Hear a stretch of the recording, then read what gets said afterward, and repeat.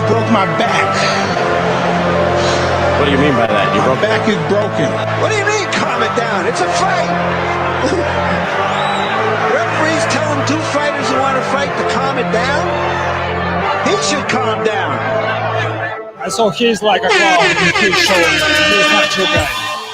Tyson Fury's back, and all you motherfuckers are under attack.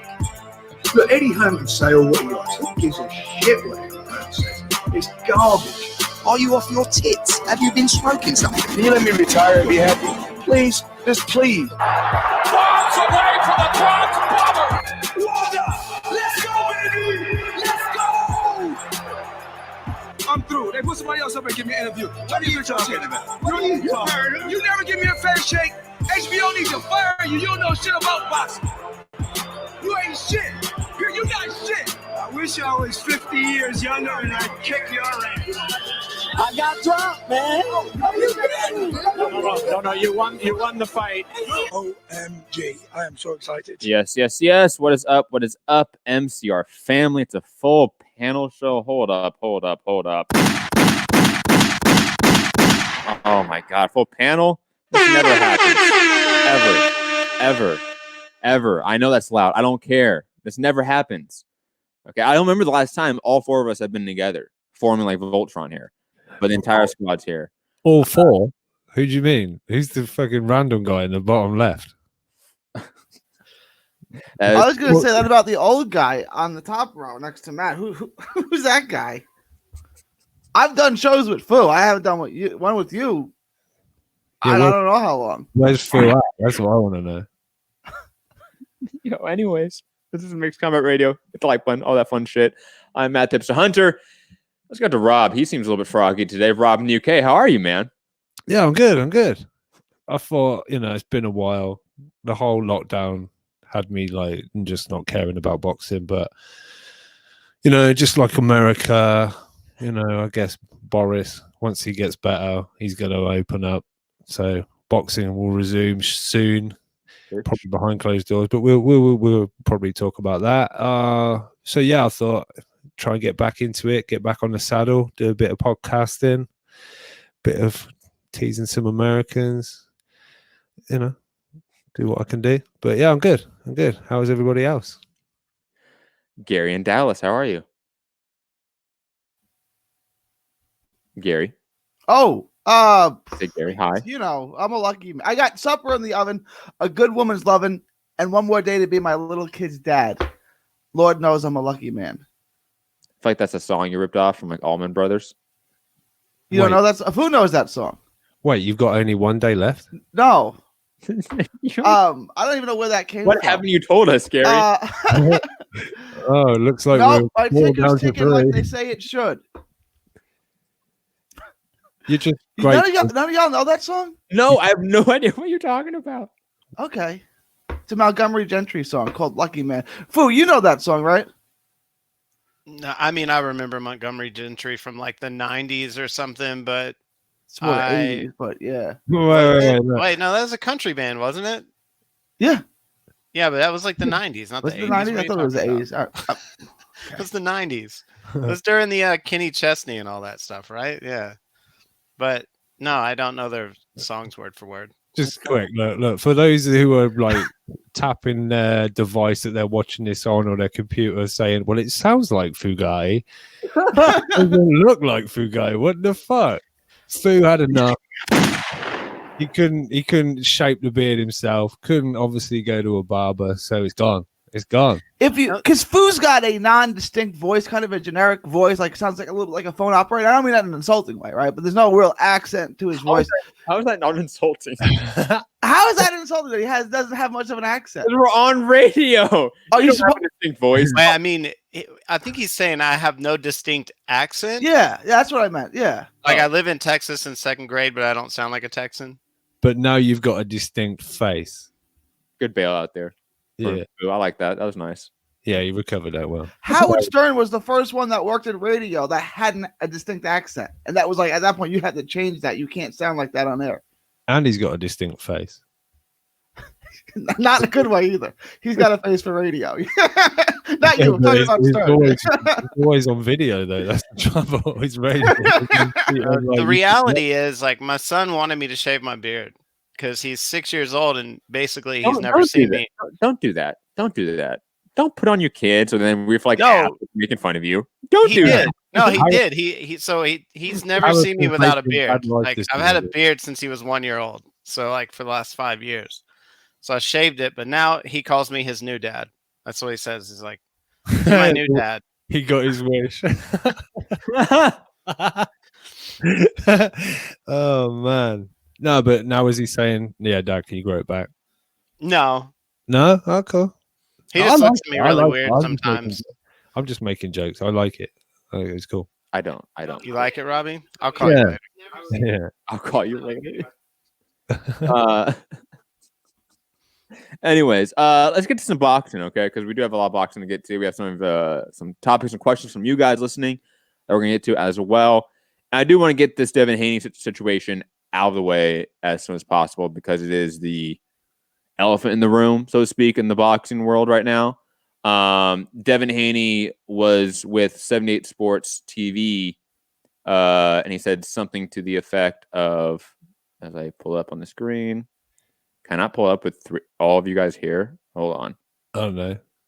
If you're going to make one window disappear, who are you going to choose? I don't know, man. That's the issue. I don't want to play favorites here, okay? But if who had a beard, it might be different. It's not letting me pull it up. That's so weird. Hold on. Anyways, sorry, I'll bring it back. Anyway, Haney was speaking about Lomachenko, and he said, "I can tell you this: I will never lose to a white boy in my life. I don't care what nobody's got to say. Listen, can't no white boy beat me. I don't care on any day of the week. I fight a white boy like 10 times." Great. Oh, now it came up. That was weird. You cut out for a sec. It was just us three on the screen. I was just about to start going to church. I was about to believe in God for a second. Thought Matt left. Matt was gone. Got raptured up. But digressing. And then he obviously faced a bunch of backlash for a very stupid comment. WBC Mirza Suleiman has called him, and he's made several pseudo apologies, but not really an apology about this topic. I'm going to give my thoughts about it, and then I'll let you guys go and give your spiels, just so I can get my thoughts out of the way.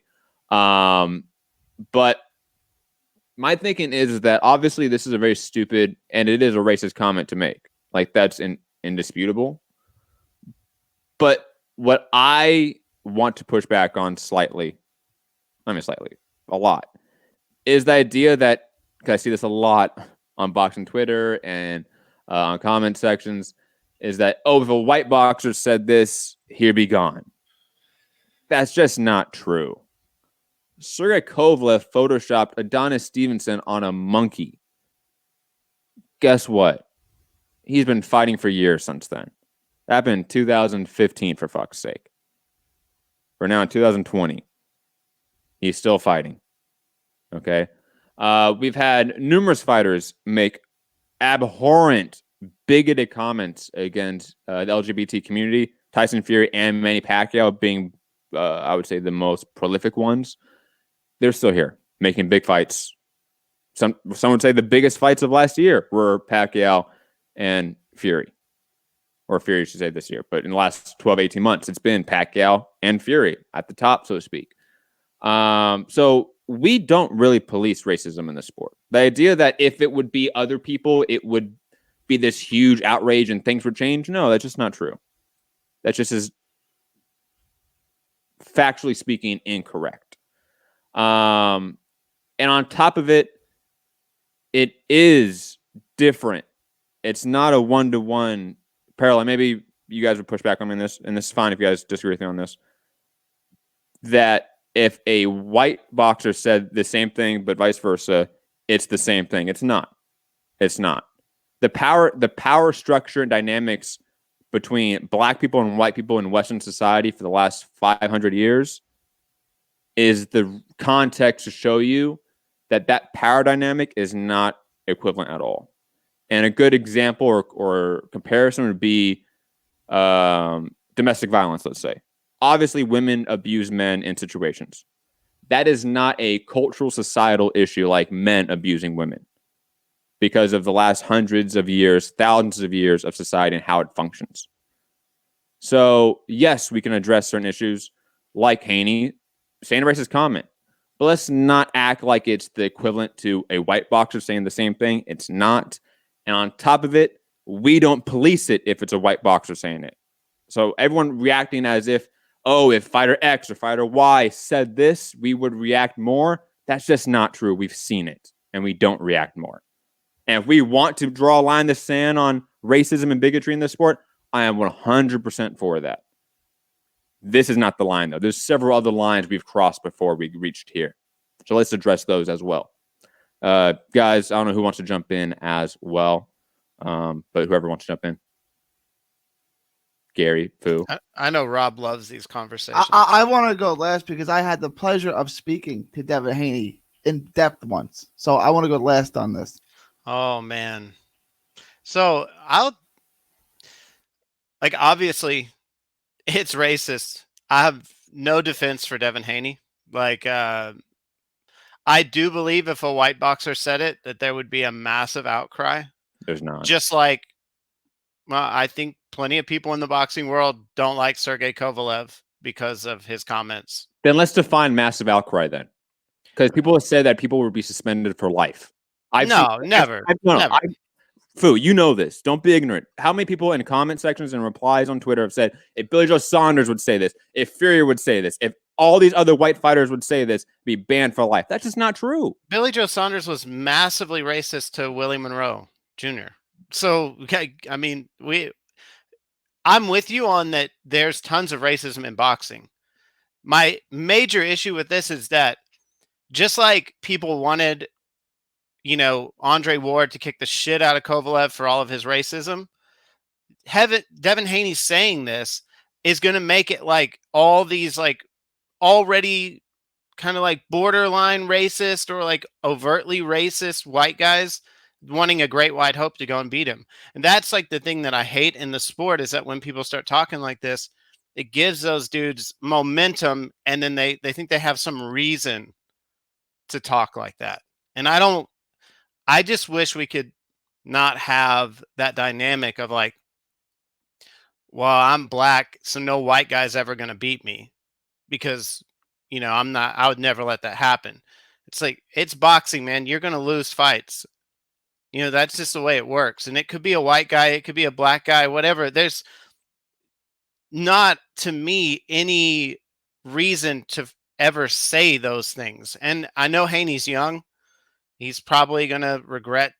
He probably already regrets saying it. But I think it plays to the wrong crowd on both sides of that argument. It's going to, the tribalism in boxing is already bad enough. So I just wish he wouldn't have said it. I wish he would make a stronger apology instead of just some half-ass, I'm pushing to be great every day kind of comment or whatever. But I just think fighters consistently let us down with the stupid shit they say in every sport. I just want to, before Rob jumps in, Ricky in the chat being a dumbass saying that I'm defending racism here. I literally at the very top of my point said that it was a racist and stupid comment from Devin Haney. So please don't be disingenuous and mischaracterize what I'm saying in the chat. I'll block your stupid fucking ass. I don't have time for you. Rob? No one's saying like this is fine to say by Haney. I don't think anyone's saying this is fine, but I think bringing up other things. But no one's getting banned for this. No one's getting kicked out the sport for this. This is what our sport does, and unfortunately, and I don't know. I saw Haney saying it, and on the screen as well is his dad. And Fu mentioned that he's young, and then his dad's there, and his dad said worse in interviews. Go watch interviews, people. Yeah, but you'd think the older parent might be like, Dev, don't worry, like even on a historical point as far as what B-Hop said. I think today is the anniversary of B-Hop versus Calzaghe, and he said it there, and Calzaghe handed him an owl. And the fact that I don't know whether this is some kind of way of trying to get Lomachenko's attention. I don't know. Seeing his Instagram post, I posted it in the topics Matt last.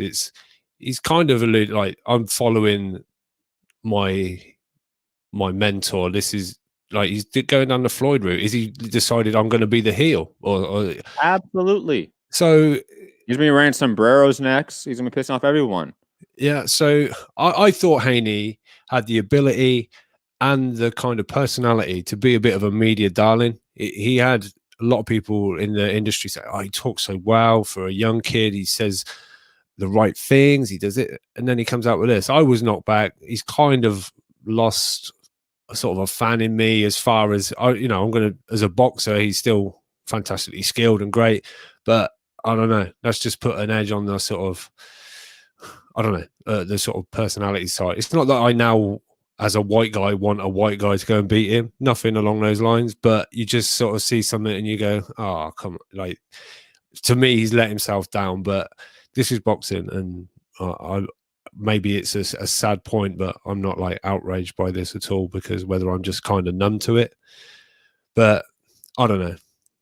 He's just, I think it's just some dumb shit, and whether he regrets it, I don't know, because he seems to be sort of, I ain't no racist, I'm just this, that, and the other. So it's not exactly that I hold my hands up, sorry, I should never have said that or anything like that. But it's the sport that we love. We take it for all the bad things that come along with it sometimes. But I don't know, just some dumb shit, and it's kind of took the shine off him a little bit for me. But Gary?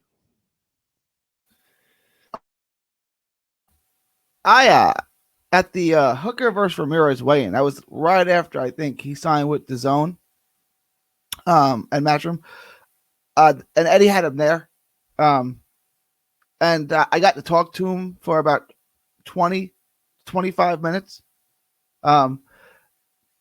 He's a good dude, but I feel like Michael Vick vouching for what was the name of the receiver on the Eagles that went to Florida? Riley Cooper. He's not a racist. All right. He said something stupid. I talked to him for 25 minutes. Devin's a good dude. I'm a white guy, right? If he hated white people, he wouldn't have spent 20 to 25 minutes talking to me for no reason. He's a good dude. Like, I'm not one that, I'm not the word cop. I'm not the PC police. It's more comparable. Like, comparing it to Sergey Kovalev, who called black people monkeys, more or less. This is not anything like that. This is comparable to what Danny Garcia's dad said about Amir Khan, like no Pakistani can fight or something like that.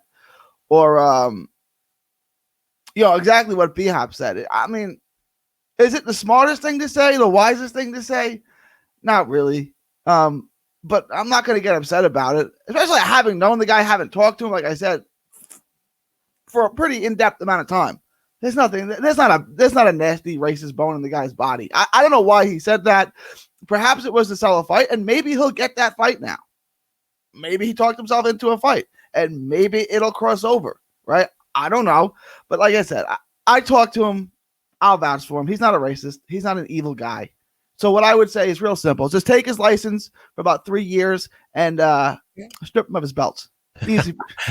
No, maybe really strip him of his belt, because that's an email belt. So not for this. Would they strip him via email?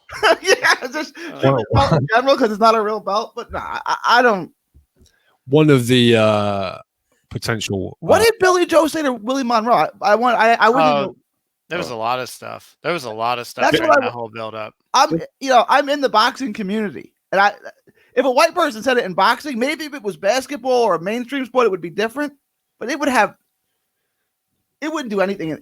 Like Matt calls it we've already seen it. We saw with the NASCAR driver, he be expelled from NASCAR because he dropped the N-bomb on a 2K or something like that stream on Twitch. Did you guys see that?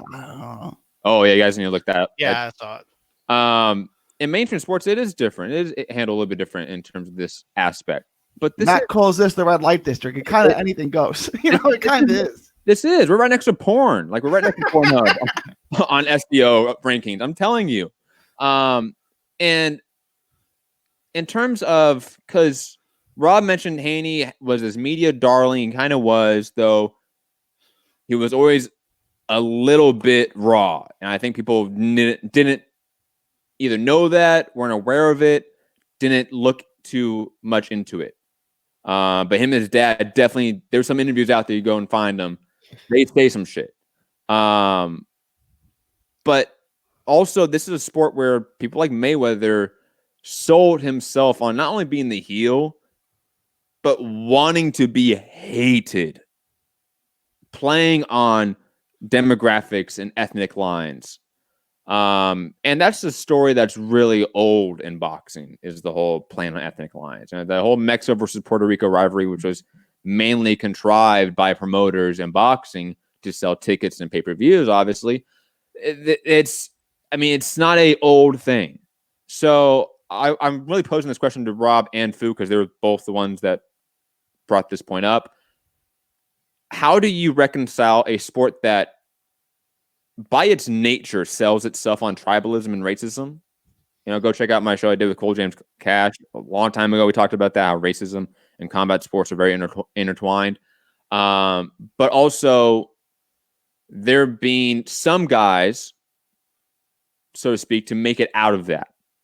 And even they have not really done it completely. I was going to mention Sugar Ray Leonard and Anthony Joshua to sort of be above that line. You can throw in like a Joe Louis. Well, I was going to say Joe Louis. But Anthony Joshua obviously famously said that black people are the superior race to Eddie Chambers. So that's a little bit different, I would say. And he didn't get in trouble at all.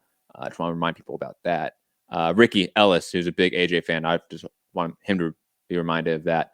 So guys, Fu, Rob, how do Devin Haney, a young fighter, he still has plenty of time to maneuver and figure out a path to stardom. Does he follow the Mayweather tact, which he seems to be saying on social media, because that is just a way that is so ingrained in the boxing industry in terms of how to sell? Or does he try to be Mr. PG and try to appeal himself to big-time sponsors that want that PC, PG athlete that they can rely on? I don't know if I want to jump in, but I want one of you guys to answer, or both of you. Without knowing how his career is going to pan out, is he going to be like a legit world champion? Is he going to be a 2-weight world champion? Is he going to go up the ranks and take on champions and win? And because Mayweather did it, never lost, and that in hindsight has made him all that money along the way, and he did it without losing his O, picking up bouts left, right, and center. But there's no good being the heel if you end up losing to the air quotes white boy in your next fight, maybe, or you don't go on and win. It's stuff that you didn't win. It's I don't know. Adrian. Like, can we? That's what I was going to bring up. Adrian Broner. Absolutely for certain, if they fought in 2020, lose to Lomachenko. Are we all in agreement on that? Oh, yeah. I think we would all pick Lomachenko to win that fight right now. Yes. I might even pick Luke Campbell to beat him. But see, that was more the name I was thinking of, right? Because Loma would definitely. And I don't know. How good is Haney? Haney's got all-world skill and athleticism, but is he there yet? Haney's got a super high ceiling, but he needs to grow into it. He needs bigger fights. He needs to be tested, like all that stuff. The problem for me now is that if the fight with Loma gets made, this is all going to be like pushed. This narrative is going to be pushed. It's like, it's not going to be just a really good fight to make. It's going to be does the white guy beat Devin Haney? He said a white guy would never beat him. And then if Loma wins, it's just going to be this whole huge talking point. And it's to me, like, what has driven me away from the sport at times is the tribalism, because I just am not a fan of it at all. Like, it's really difficult to be if he didn't in all the time. If he hadn't made that comment, still fights Lomachenko and loses. might have been a competitive fight, maybe it wasn't, but yeah. Haney stepped up to try and take on a pound for pound, this, that, and the other, and lost. You know, it was maybe going to happen. Now he loses to Lomachenko. This will be brought up, like thrown back at him, and in a way, you know, that's how I see it. It's like not just that. There's this like large contingent of the boxing world that's really racist white guys, like really racist white guys. Like you think of Montero and all those guys that, you know, are just like really weird bigots.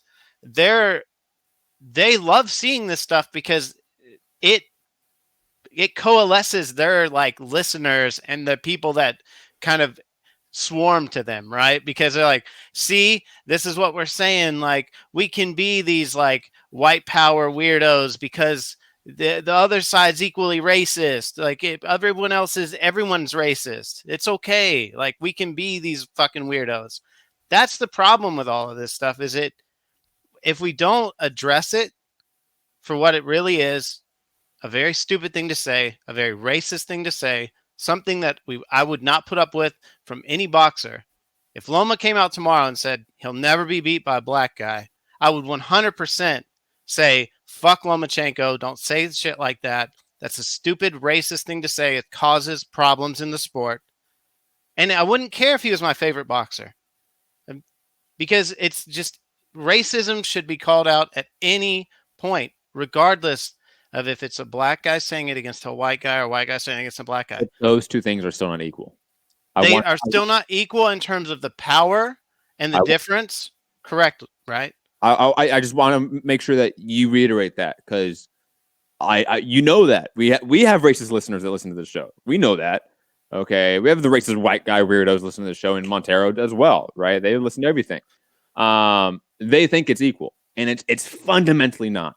But I will still say, from my point of view, I'm going to address it with the same vigor that I would in any other thing, because to me, I want Haney to hold himself to a better standard. I'll be honest. We in sports, how should I phrase this? We in sports joke on white athletes all the time. All the time. In basketball, football. I was going to say that Vince Carter was caught saying, and they picked it up on Mike, when Wally Zerbiak was guarding him. That was the year Wally Zerbiak was good. Vince Carter's like, you better get the white boy off me. There's no white boy who can hold me down or guard me, or something along those lines. They picked it up on Mike. I mean, like, Charles Barkley was on the Dan Patrick show. I sent the link to the group chat and talk about Larry Bird being like, "Don't put the white guy on me. That's disrespectful. Like, put a black guy on me. I want the respect." So, I mean, this is something that we have to understand, not accept in sports, but understand it happens in sports, and be intelligent enough to address it differently than when the power structure is on the other side. And Fu, you may think differently, but I'm sorry if the power structure is on one side in terms of the dynamic and who has the advantage, and they're the ones pushing down, it fundamentally gets a different reaction from me than from the people on the bottom pushing up. Yeah, and I think in a lot of areas that's going to make sense. If you're talking socioeconomic, if you're talking about access to certain schools and property taxes being what fund like your local education and things like that, and then you've redlined and you don't lend money to black people to buy homes in better areas, that absolutely is a great talking point, that there is like a difference in power. But in sport, a lot of times, especially today, there's very equal footing. Devin Haney makes just as much money as a lot of white boxers. So that's where I'm saying, like, he's as much of a role model as any other white person. Look at all the executives. And you are honestly going to fucking say that right now? Who has the power in the sport? In combat sports. Who has power in combat sports? It's not fighters. It's networks and promoters. And largely speaking, they're white. Understood. I'm saying if you're saying apples to apples and we're going to hold fighters accountable, I'm not talking about executives. An executive didn't come out and say that a white guy is never going to beat Devin Haney. Devin Haney came out and said that. I would expect all of us to hold him to the same standard as an individual. Like, it's different. We can talk about the dynamic of 400 years, 500 years of history. And I agree with you 100% on all of that in a lot of terms. But as it goes to the sport and what it means in Haney's name and being a top prospect, he should be held to the same standard is all I'm saying. And I understand, like, there's a lot of argument for why there's a difference in the power and leverage of a white person saying it versus what I am saying is that difference in power, the added 400 years of history and context, makes the reaction to these two scenarios. Let's say Devin Haney is saying what he said, and let's say the hypothetical white boxer says the vice versa scenario. The reaction to them is different and should be different because of that context. They can both be bad, but not all bad things are the same. Like, we're smart here. We have a justice system that has things like murder, you get judged one way, and theft, you get judged a different way. Like, we're smart here. We can judge things that are all bad differently and categorize them differently, right? I don't know that you want to use our legal system. No, but you know token of fair. I don't know that you want to do. I get what you're saying, though. Yeah, like, we are able to categorize bad things differently. Why is racism, when we know that the power dynamic and structure and history is very, and the context behind it makes it a very different thing when it's reversed? Why do we judge it the same? Like, it has to be this. Now, what I will give you as like a point of contention for sure, and what I would say to anyone who is white that is like trying to view this through the lens of a black fighter, is that a black fighter is always going to be going through the motions thinking that there are going to be these large amounts of white fans that are racist that want them to get beat by a white guy. Now, that is absolutely true. And so that does shift the dynamic to a different spot for me. I still want him held accountable for that. Absolutely. But what I'm saying is, them being held accountable is not the same as if it's the vice versa scenario. It just cannot be in my mind because of the context and the history behind it. Okay? Not that it can't be judged or can't be punished. That's not what I'm saying at all. Like I've said at the very, very beginning, what he said was bad and racist, but it's not the same. Like, for example, let's say white fighter named Brad, okay, said the vice versa. Karen. Let's say if they wanted to give him like a 4-month suspension, some slap on the wrist, right? And let's say Devin Haney said the same thing, right? In the vice versa scenario, give him a 2-month suspension, 3-month suspension. Still suspension, so close to what was on the other side, but it is different. It has to be treated differently. And if it's not, then I think we as a community, meaning maybe me and the host or me and the listeners, like, we have to further along this. No, trying to solve racism with racism is never a good, like, it's just a natural kind of libertarian in me. I treat people as individuals, not as members of collective groups. Like, trying to solve racism with racism is not a good idea. If someone makes a comment, I'm not for suspending people for making comments. Let the networks and the promoters deal with that on their own time. If you want to drop the guy, if you want to whatever, do that. But I don't think using commissions, state commissions, or in the UK, a national commission to use racism to counteract racism is ever an effective tool. Too bad people do act as collectives. People, okay. I mean, if you want to view people, everyone as... I didn't say that. No. I said people act as collectives. Very different thing. Very different thing. I think overall we all agree, and I think that we've done a hell of a job, like, influencing, like, listeners to some degree. A lot of times when we have these discussions, I think we're very level-headed about it. I am a big fan of holding people accountable for what they say, but not in the terms of canceling them or doxing them or suspending them, but in the terms of, let's just continue to drive to make this sport better. Like, if somebody comes out and talks about this is how you beat your wife in quarantine, I want that guy to be held accountable for that.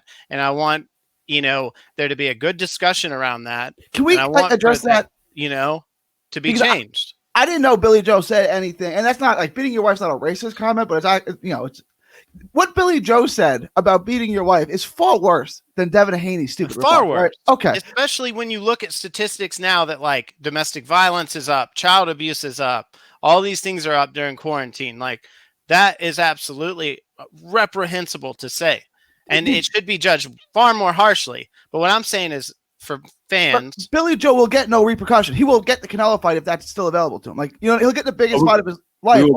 We will get to that in a second. Yeah. By the way, we will get to the Canelo Saunders, but that's not happening, by the way. But it's not because of this. No, you're right. It's not because of this. No, you're right. That fight's not happening. And BK said British Boxing Board of Control would have something to say if it was a UK fighter. And I responded, did they say anything about AJ's comment? Maybe Rob can jump in and remind me if they did have anything to say about AJ's comment. No, I don't think so. I was reminding people what happened there. AJ sent Eddie Chambers a DM saying that he's a disgrace to the black superior race. So, yes. But Eddie Chambers kind of was like, you know, that's like a fighter saying I'm the best because that's what I think, you know. And he said it wasn't racist; it was just he believes his is the best. Like even Eddie Chambers kind of defended it. I don't know, but there's some whether Joshua sent it. There's multiple people running his account. No, it's Joshua sent it. No, I'm just saying there was. Oh, he was hacked. Sure, he was. No, I want to bring up just quickly how quick Rob was to start instantly defending AJ. But Devin Haney, I'm not a fan of him anymore. Can't be. So, like, here's what I want. That's not what Rob said. Rob said he took the shine off a little bit on video. Can't be, man. I want to address two things. I hate when there's racism in sports because sports is supposed to be like the ultimate unifier, right? Like, it doesn't matter what you look like. It doesn't matter if you're purple with yellow spots. If you can play, you can play. If you can fight, no one cares what you look like, right? Can you play? That's all we care about. And this kind of damages that, but like, I get it. I've met Devin Haney. I talked to him in depth. He's a good dude and he's a sharp dude. Like I've said before, I think he's a really smart guy. I think he's handled his career really well. Do you think this is calculated? It's absolutely calculated. Yeah. He's being marginalized for getting a belt through an email, basically, right? Yes. So he wants to say, none of these guys are going to beat me. Who is above him at 135, right? It's Lomachenko. So no white guy's ever going to beat me. That puts him in the category of like, that's going to push for the fight. Like Rigo went on this massive campaign against Loma and got the fight. They know that Loma can be goaded into a fight by just attacking his pride or whatever, and they'll just push that lever and they'll get the fight. And I still want everyone to know that like we should not minimize these things in our sport because it keeps pushing us to the margins. Like it's never going to be a popular sport in terms of like NBA or NFL or something, as long as these things are okay. As long as there's no real punishment for saying, you know, this is how you beat your wife. This is how you do this. We're always going to be on the margins. I agree. Always going to be on the margins. Yeah. I think that. And plus, in this time, like this is the perfect time to do a slap on the wrist suspension, like what they do. There's no boxing anyway. There's no boxing. Like I'm shocked the WBC hasn't suspended him for like 3 months, something like that. Because if you suspend him, then you're going to go through like a discrimination suit. Like you didn't suspend or fine or do anything to all these other guys, and then like you're just going to let the cat out. Just let the cat out the bag. Let the cat out the bag. First off, it shouldn't be the sanctioned bodies. In my opinion, it should be a commission standpoint doing it, but our commissions are so toothless. Let's be honest. But you can't do that in this country because you still have the freedom of speech in this country. I mean, again, you don't strip someone of their right to work because they made a racist comment. That's just not how this country works. That's not how the Constitution is formatted. But that is Don Imus got taken off. He got dropped by his company. Like, he didn't get dropped he didn't get dropped. He has promotional company. Dude, if Matchroom could easily say you're not going to fight, that's not what I said. I said New York State can't do sanctioning that. Bodies sanction the fights. Dude, the commission can absolutely. Yeah, absolutely. They could, but that would be unconstitutional vis-a-vis the First Amendment. I don't think it would be. I don't think it would be because he in some way represents them as a brand. Yeah, no, he doesn't represent New York State. Speech. I mean, dude, at least I'm telling you that the commissions would absolutely suspend. They have the power to do that. Not saying that they have, from my recollection, but they have absolutely revoked people's licenses due to outside the ring behavior. Outside the ring behavior, 100%. criminal behavior is one thing. Saying something you don't like is quite a difference. Because I can start suspending your license for anything. Oh, you support Trump or you support Biden? I'm gonna take your license from you. You can. Yeah, this now should be there's no something that line. Matchroom comes out. That's what I'm saying. Matchroom makes a statement. or Well, just go and says, I'm not going to work, but I wouldn't do that for this. But like, but what Billy Joe says is a little different. I think that's a better example. Like, I'm not going to work with you. Why is that you any different? Why is that any different? Because he's promoting Freedom violence. of speech. Freedom of speech. It was a joke. See, that's why freedom of speech. I mean, so now we can. Now, okay, is it a joke or is it a credible threat? Now we can go through that. There was no threat made. Okay, but a court in a legal system, he was suspended. A court in a legal system can figure that out. There was no threat made in Devin Haney's You know why he comment. was suspended? Because the UK has very different laws. I know the UK does. That's what I'm saying in here. About freedom of speech, and they actually have it probably a little more correct than we do. That's again, if you want other men to tell you what you're allowed to say and You throw you already in have that, cages for saying words you don't like, You already have that. you get thrown in cages for using words you don't like. Yeah. I don't know about that. If I say, Gary, I'm gonna go shoot your head off tomorrow.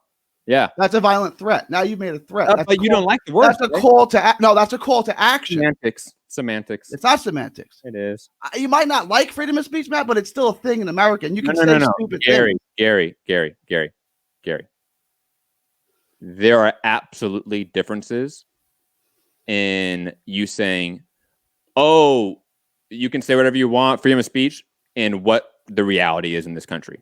The reality is you can say you do not have absolute freedom of speech in this country. The owner of the Clippers, did he go to jail or did he just lose his team? I didn't say you have to go to jail.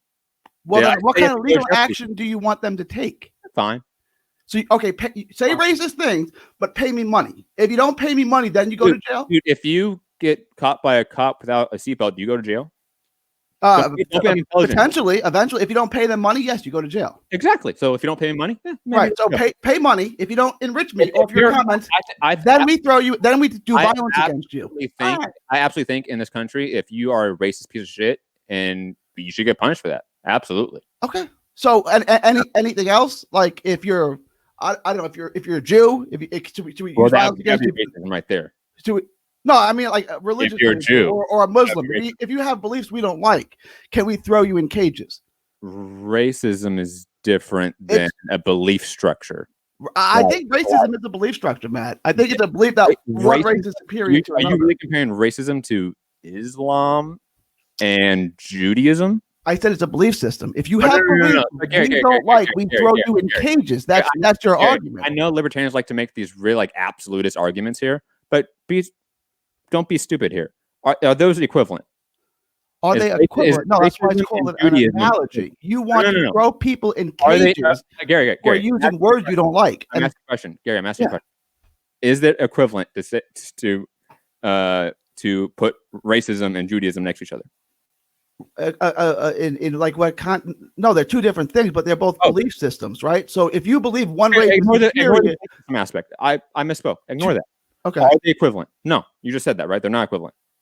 No, they're not equivalent. Okay, then why are you bringing that up? Because they're both belief systems. One, I think Gary's point is a race that is superior to another. If you believe Gary, racism if you're talking about what was the language used? I always forget. It's the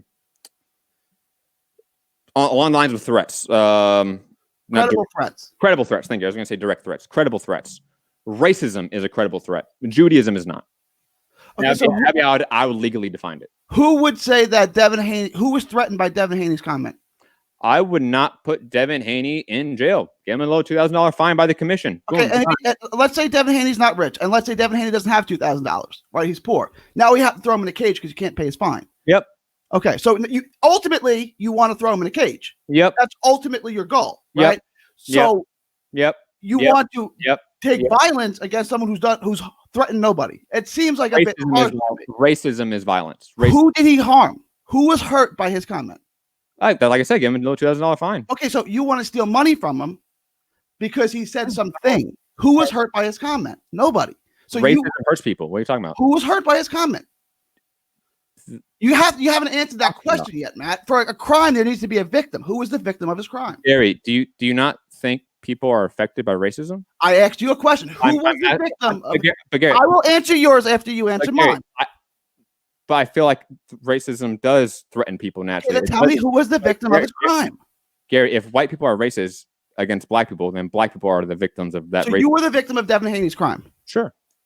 Okay, we'll agree to disagree. Let's move on. But Gary, I mean, we're gonna just throw a victim card out. Like your victim cards have been declined. You're gonna have to find another form of payment. Like I'm a victim of Devin Haney. Okay.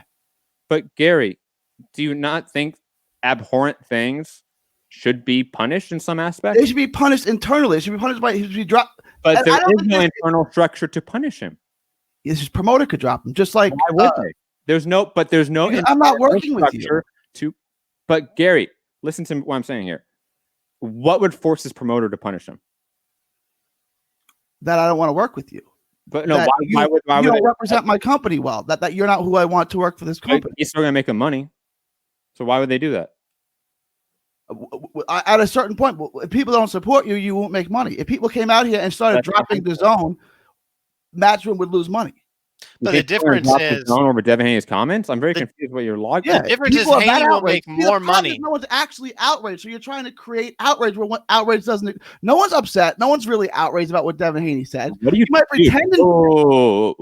Gary, have you not looked at our live chat? Have you not looked at? Yeah, but that's not Twitter. Okay, people are outraged. That's fake outrage. No one's actually outraged because if we were actually outraged, they would take action. But what action do people take? What action? They would start by dropping the zone. That would be like that. That would be for starters, right? And now having Devin Haney is a drain on your pocket because he's costing people. He's costing you money because people aren't paying for the app. Like that's how it would work. But since that's not happening, you're saying that's not good enough. Me, Matt, I have to be the all moral authority and punish him myself. It's like, well, Gary, we sat here and said that he should like face a suspension of some sort. Maybe the sanction body could suspend him. I didn't say that. You did. Didn't you say the sanction body could suspend him? I said the sanction body could. I said they shouldn't. Why? Yeah. Because Gary's argument is that if you allow people to start policing you, where does that end? But that's like the ultimate argument, Gary right? wants people in corporations to police him. That's like the stupid argument there, right? Like Gary's thing is like people in elected positions that you elect, they shouldn't police you. But these corporations, which you have to give money to, and if you just take money away from them, then they're going to shrivel up and die, which is not happening. Riley Cooper I'm okay with them policing the world. Riley You're Cooper okay with people policing you. You're aware of that, right? You just want corporations to police. Watch this. I'm going to give you two examples. Donald Sterling no longer owns an NBA team, and Riley Cooper no longer plays in the NFL. It had nothing to do with men who call themselves government throwing them in cages. It's saying, you know what? We're not going to work with you anymore. That's it. But Gary, you have to understand that those sports have collective bargainings and unions, which make that a completely apples and oranges to boxing, because there is an internal athlete structure to punish and get that going. Even further than that, though, in boxing. That's not necessarily the reason. The reason is they have major network contracts, NBC, like major network contracts, not like ESPN Plus or something like tiny in terms of what the Major League Baseball contracts are worth, or NFL or NBA, right? So when you say something like that in those sports, they see it as like you are affecting this massive amount of money. Whereas a boxer, you're generating all the money basically because your skills in the ring are what make people view you or not view you. The Eagles are going to continue on without Riley Cooper, right? And NFL is going to continue making tons of money, and they get to make a moral statement with what they did, like what they did with Adrian Peterson. But he wasn't paid for the NFL. 32 NFL teams said, "No, I'm not going to work with you." Exactly. $32 billion corporations were like, "Nah, pass." Exactly. But downside. It could happen in boxing too, but the problem is boxing loves to live in this marginalized zone where everyone can get away with everything and there's no real punishment for how you behave. You can beat your wife, you can beat your kids, you can go out and fight people in a public parking lot and punch women and get a fight the next month or But those whatever. are criminal acts. If you do those things, you should be in jail, so you can't fight because you're in jail, right? Like Gary, Gary, but those fighters come out of jail and fight again. Look at Floyd Mayweather. Absolutely. There was no push from any corporate entity to self-regulate that one. No, I mean what money did Showtime lose by associating themselves? Well, what happened was Nevada said he didn't have to go to jail, so the state said you don't have to go to jail, so you can make the state money. That's what happened there. And then he went into jail after the Cotto fight. Yeah. So the state said, because we want to enrich ourselves off of you beating women, you go ahead. This is the moral agency that you love. Said go out, make us money after you beat your wife, and then after you make $30 million, then you go to jail. Gary, I have said from the very just make sure you pay tax. No, Gary, don't mischaracterize what I'm saying here, because you are. I said from the very jump that our current paradigm is not what I'm talking about, because we have state commissions. We would need a federal commission. We would need something very, very different than what we have now.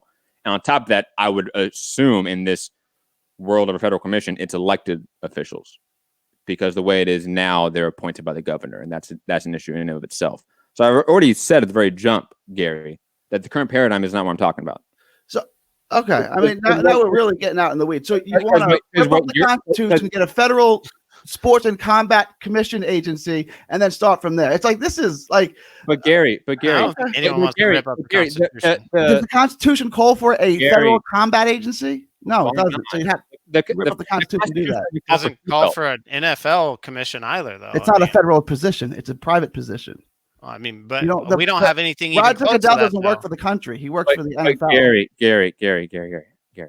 Okay. Regardless of you wanting to say that, like, the government can't have a federal commission for some reason. Okay, whatever. Because the Constitution doesn't allow for a federal combat constitution. There's nothing in the Constitution about.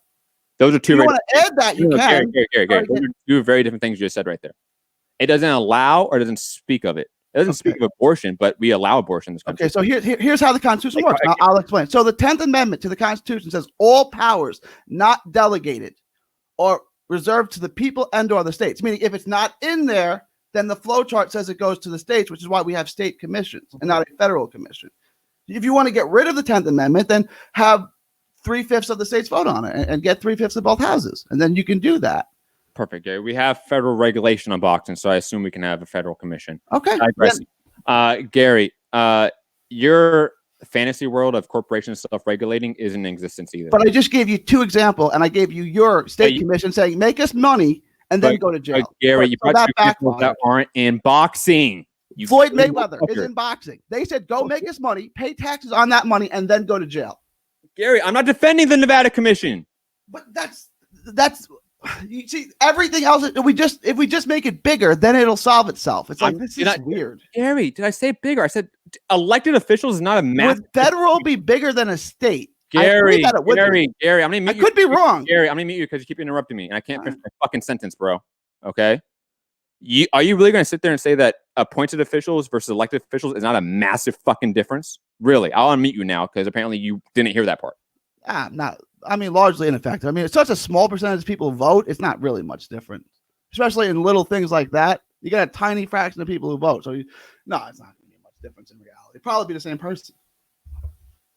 That's such a stupid fucking comment. Can we all be friends again? Okay. What's the next topic? I'm not remotely mad at anyone. I'm not mad at Gary, but that's a stupid fucking comment. Okay. I love Gary, but he can say stupid shit. It's stupid, except you can't explain why it's stupid, right? But it's okay. But because to say that an elected official versus an appointed official in a government position, and Gary, as a libertarian, you should be all about elections and direct democracy versus appointed. But you're saying would the outcome be different? Probably not. Why wouldn't it be? Because no one votes on it. And the governor appointing every position on a commission would be the same as a federal election. You're really? Maybe I'm misunderstanding your argument. You're saying if we voted on the commission heads, that we would get a different commission head right now than we have right now? No, most people would vote for whoever the governor endorsed. I mean, that's just the reality. I'm not saying for 100% certain, but that's just typically the way things work. Whoever comes out and the governor endorses gets the vote. Like, that's how it works with the sheriff. That's how it works with the fire commission. Like, that's just kind of how it works. Like, it is. All right, let's move on, guys. I mean, We're not going to resolve this issue. And no, I get it. Gary wants corporations to police us. He wants nothing to change. He wants boxing to stay the same, and that's all it is. Strawman is extra strawman-y today. Well, I'm just saying, Gary, I'm presenting arguments to fix the system, and you're saying, no, fuck it. Let corporations, let the promoters police us, because they're doing a stand-up fucking job at policing the sport right now. I'm better than government. I would argue that. You think Eddie Hearn, Bob has done a better job than Nevada State Athletic Commissioner, who said, Floyd, beat your wife, pay taxes on your $30 million, then go to jail? I'd say you seen the promoters that still promoted Floyd? Floyd promoted himself, though, didn't he? For the most part. I mean, other people made money off him, sure. Yeah, and they didn't regulate themselves either. I'm not, but like you can't say that like government gets it right. They just want to enrich themselves. He was caught back in like 2001 beating women. Was in jail multiple times. That was ever care? Okay, that was ever care. Those were dropped though. You can't. Does Al Heyman care about Marcus Brown? No, no, obviously not. Of course not. Does Bob Arum care about Shakur Stevenson? No. Shakur.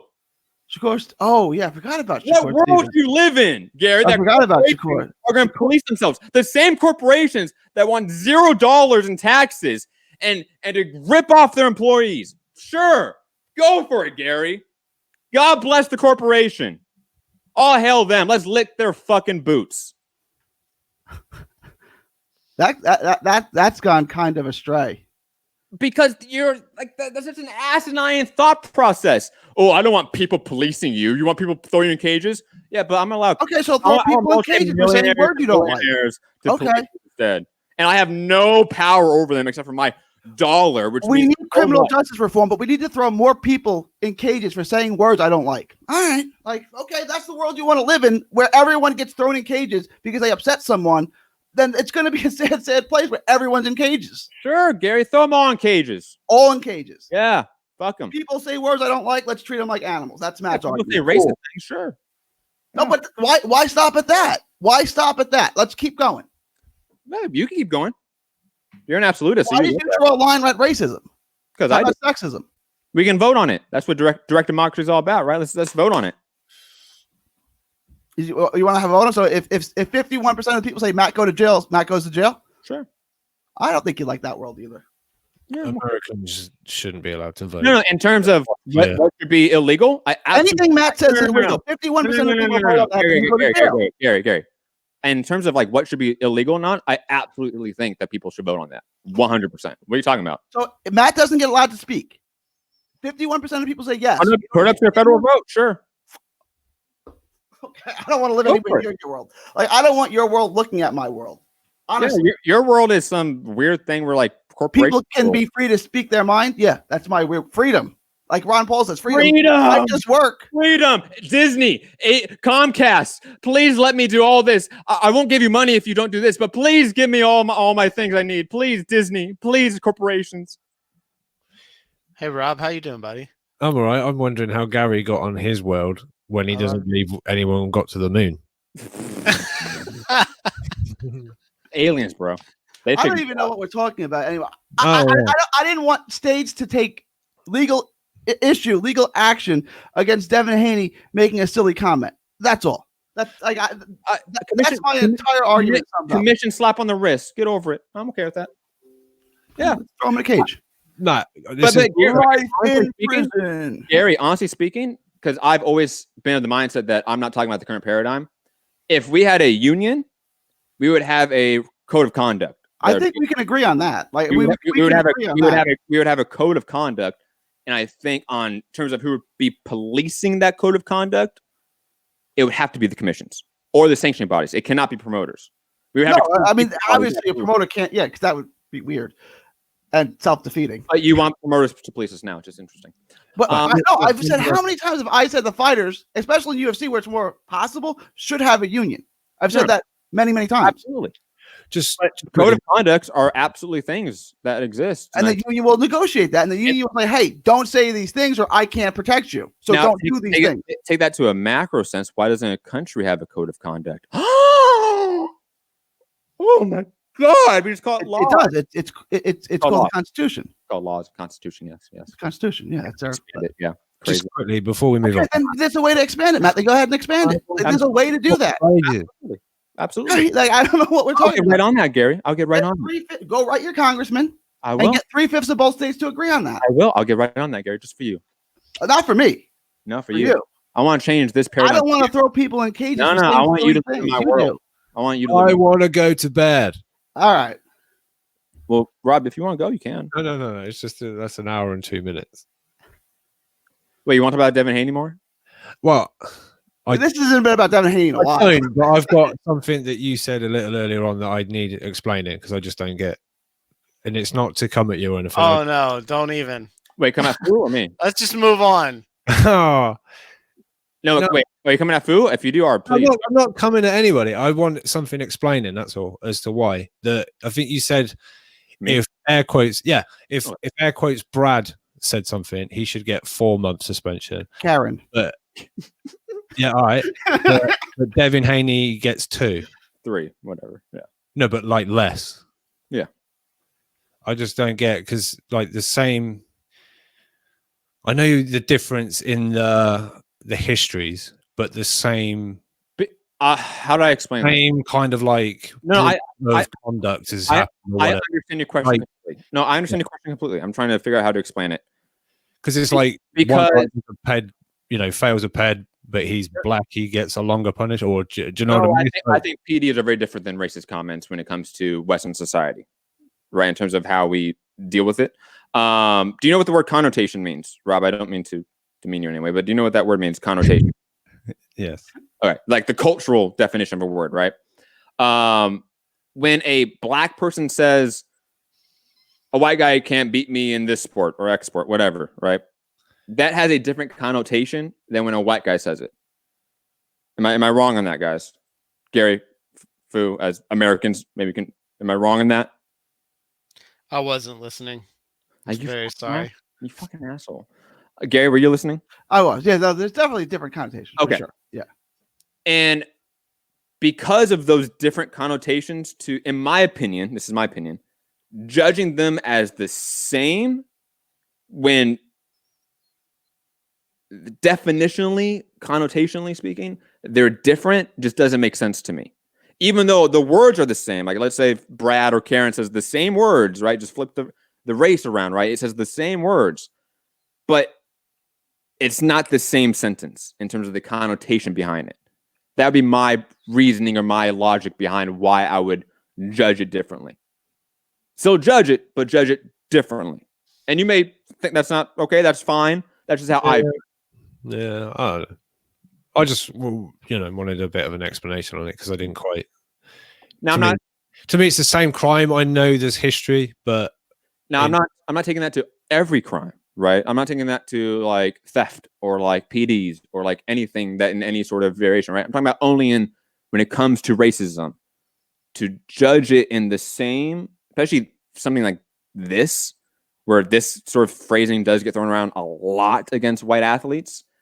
To me, just doesn't make a lot of sense. There's a difference in the way these statements are meaning and the history behind, the weight behind these sentences. I got a question, right? Like we said, like a white guy shows up on a basketball court or maybe, in a boxing gym, I think to a lesser degree in boxing, but mostly in a basketball court.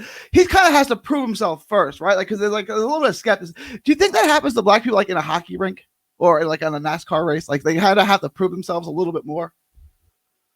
I don't know. I'm about asking a serious I would question. say yes. I would say yes, but I have no idea because I don't follow those sports. I don't know. I mean, there's is there 1 or 2 black drivers in NASCAR right now, right? I have no idea. I honestly don't know. They could be. But like, I would think like if he shows up on race day, people are kind of looking like this. I would think it's obviously common because these sports obviously are geared towards more white people. I think a different way to look at it is like maybe if you were white and you went into a basketball gym or whatever, you might have to prove yourself a little bit before you would get picked for a team. But kind of like a black guy in hockey might have that same issue, right? Like it's not. There's a lot of black hockey players. I know there's like a couple good black hockey players now, like recently, but in the 90s, yeah. So yeah, I think there's definitely like that happens in sports, but like once you show that you can play, nobody cares, right? Like that's what I love about sports is it's the ultimate kind of meritocracy. Like if you don't have a face, but you can drop 30, then everybody wants you. It doesn't matter, right? Like Gary, not to jump on that, just jump on your last question. Like Tiger Woods in golf. Like I'm assuming black people in golf before Tiger Woods had to really, really work a lot in that country club atmosphere. And first they got to defeat that, right? They got to go to the country club atmosphere, right? And there's that hurdle first. Yeah. I mean, I think absolutely in different sports you do have certain hurdles. NASCAR is a southern white sport. I think that in and of itself is a hurdle to get through. If you're a black NASCAR driver, absolutely. I don't know how. I know there's obviously like racism and issues like that when it comes to football in Europe. I mean, that's been a widely publicized issue. Yeah, a bunch of black guys have proved they can play football, but they still get treated like shit. You know, But I'm saying Bernard Hopkins made the exact same comment. Does anyone think Bernard Hopkins is a racist? He might be, but who cares? Okay, because I feel like we've known Bernard he's been on TV for a million years. Like if he was actually a racist, like something would have came out over time. Like I find that a little weird that you said that, but I know I'll rephrase it. I'll say this: Bernard Hopkins, he's a little bit irrelevant to me now. Like he's no longer, even though he is technically a part of the promotion of Golden Boy, he owns like what 5% of the company. I guess. I mean, he owns a small sliver of it. I don't really know how much power he has. If I view him as a retired fighter, and I view all retired fighters just like out there doing their thing. Now, if we're in the context that he's still in power, he's still running stuff, and he's a racist, then yeah, we should address that because Golden Boy has had a lot of issues when it comes to racism and accusations. So if maybe yes, we should address it and we should talk about it more if that's the case. I just don't know. I don't know how much Bernard Hopkins is in power, or he's just there in the back of the press because he's Bernard Hopkins, right? Like sort of like how like you're gonna see like Roy Jones at the back of like a tons of events, but like I really don't care what Roy Jones thinks right now. He's not in power for a lot of people, in my opinion. But maybe that's a wrong way of looking at it. Anyway, I think 92 saying Hopkins is irrelevant. What the fuck? I mean, right now, what's he doing? That person's got to be admired because Hopkins was. I don't remember boxing really before, but I'm not saying Hopkins isn't important to boxing history, but like he's like really Pep's irrelevant in right this moment. Yeah, that's Joe Hopkins Lewis is irrelevant to right at now. the moment. Yeah. Still legend, but digressing. Not Joe Quarantine. We've all been watching their fights. That's true. They're very I watched all Hopkins fights the last couple of years. Like, you know, Lennox Lewis isn't particularly relevant right now, but I've watched a lot of his fights and you know, it's just they're more relevant than the actual boxers right now. Is he British or Canadian right now? Yeah, Canadian. He switches. It's like Gaddy. Gaddy would switch nationalities. Yeah, but Rob is actually switching the nationality for him. Like he's okay. British if he's winning and promoting AJ. Yes, but then Canadian if he shits on AJ. Well, it's the same thing with Gaddy, right? Like Gaddy was Italian and American, and then Matt told me he got arrested for beating his girlfriend. I was like, oh no, he's Canadian. For Canada. Canada's like really good country too. Yeah, and anyway, fought out to Canada at the moment. I think there's been a mass shooting or something in Canada right now. So, oh, really? Yeah. First out to Canada right now. Shit. Yeah. Damn. You can have Lennox Lewis. Damn. Wow. Sad to hear. People going crazy in the lockdown. I'm telling you, lockdown. Some guy dressed up as a cop and has killed like 12 people or something in a bit of a spree or something like that. So yeah. Guys, really, do Zoom. Like I Zoomed with my college friends. Try to interact with people. I know it can get real lonely times like this. Really, if you have friends, try to stay in contact with them and see them. FaceTime, yeah. Zoom chats. Like, really. I mean, I was enjoying our little FaceTime group calls like this last week. It was fun. Until you guys stopped answering because you're too busy. I'll be honest. Wow. When was the last time you called, Phil? It's been a minute. It's been a few days. I don't It's been blame. more than a minute. No, It's probably been at least 72 hours. But Oh, if you had a beard, I'd shave it off, you motherfucker. Mike, I get all scared on FaceTime calls anyway. Not anymore. I'm way more used to it now. This lockdown. You're more comfortable with the topless man now. No. hey, Again, quarantine's rough. Quarantine's rough, man. If I am FaceTiming one of my homies, he better not be shirtless. That's just weird. Yeah, no, that is weird. That's weird. That's Like, weird. why? Like, don't put on a shirt. Like, what are you doing? It's not summertime yet. You Rob don't have that excuse. In a house. What's it? Rob and I always FaceTime each other shirtless. Yeah, I man. understand. Sometimes we're both in bed. Yeah. I don't even like you guys are weird. Yeah, they're weird. My wife makes me put a shirt on walking around the house because it's like, that's disgusting. Put a shirt on, right? Like, What? Why is it disgusting? Wow. You can walk around my house with your shirt off if you want. How is it disgusting? Yeah. What's disgusting about it? I walk around my house with no You're clothes a beautiful on. man, Gary. You let your I wife don't FaceTime you guys that way. I gave up a very lucrative modeling career to do the show. I don't know if obviously I'm very good looking. Yeah, with that hair, I'm sure. You're a hair model. Dude, Yeah. your hair gets crazier throughout the show. You I know, haven't, yeah. like as soon as you went on like the Constitution rant, your hair just like it went on its own. It was like freedom. It wanted freedom as well. It did. It was the personification People of don't like to be confined. You know, people want to be able to move freely. Mine wanted freedom and it got it. It just Let's get some questions and topics from you guys. I like some of these questions. And did your hair become What, the Canadian? Tanahara one? I'm wearing my Tanahara shirt today Yeah.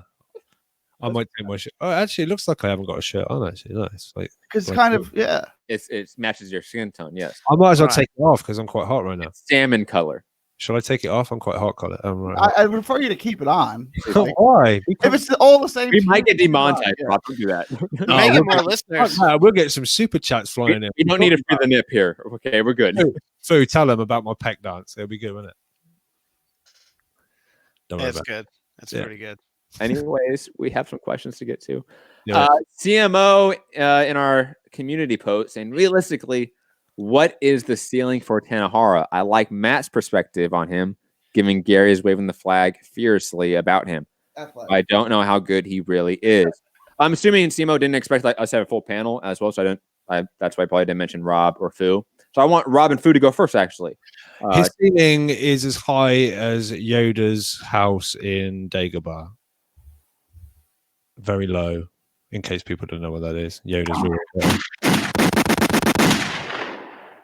No, I don't know. But then he's got to do that first. He's a Texas fighter, so Rob's got to hate on him first. Like that's got to go out of the way first. Yeah, I gotta get jokes out first. It's like, all right, let me change it. Does he win a belt? Does he win a legit championship?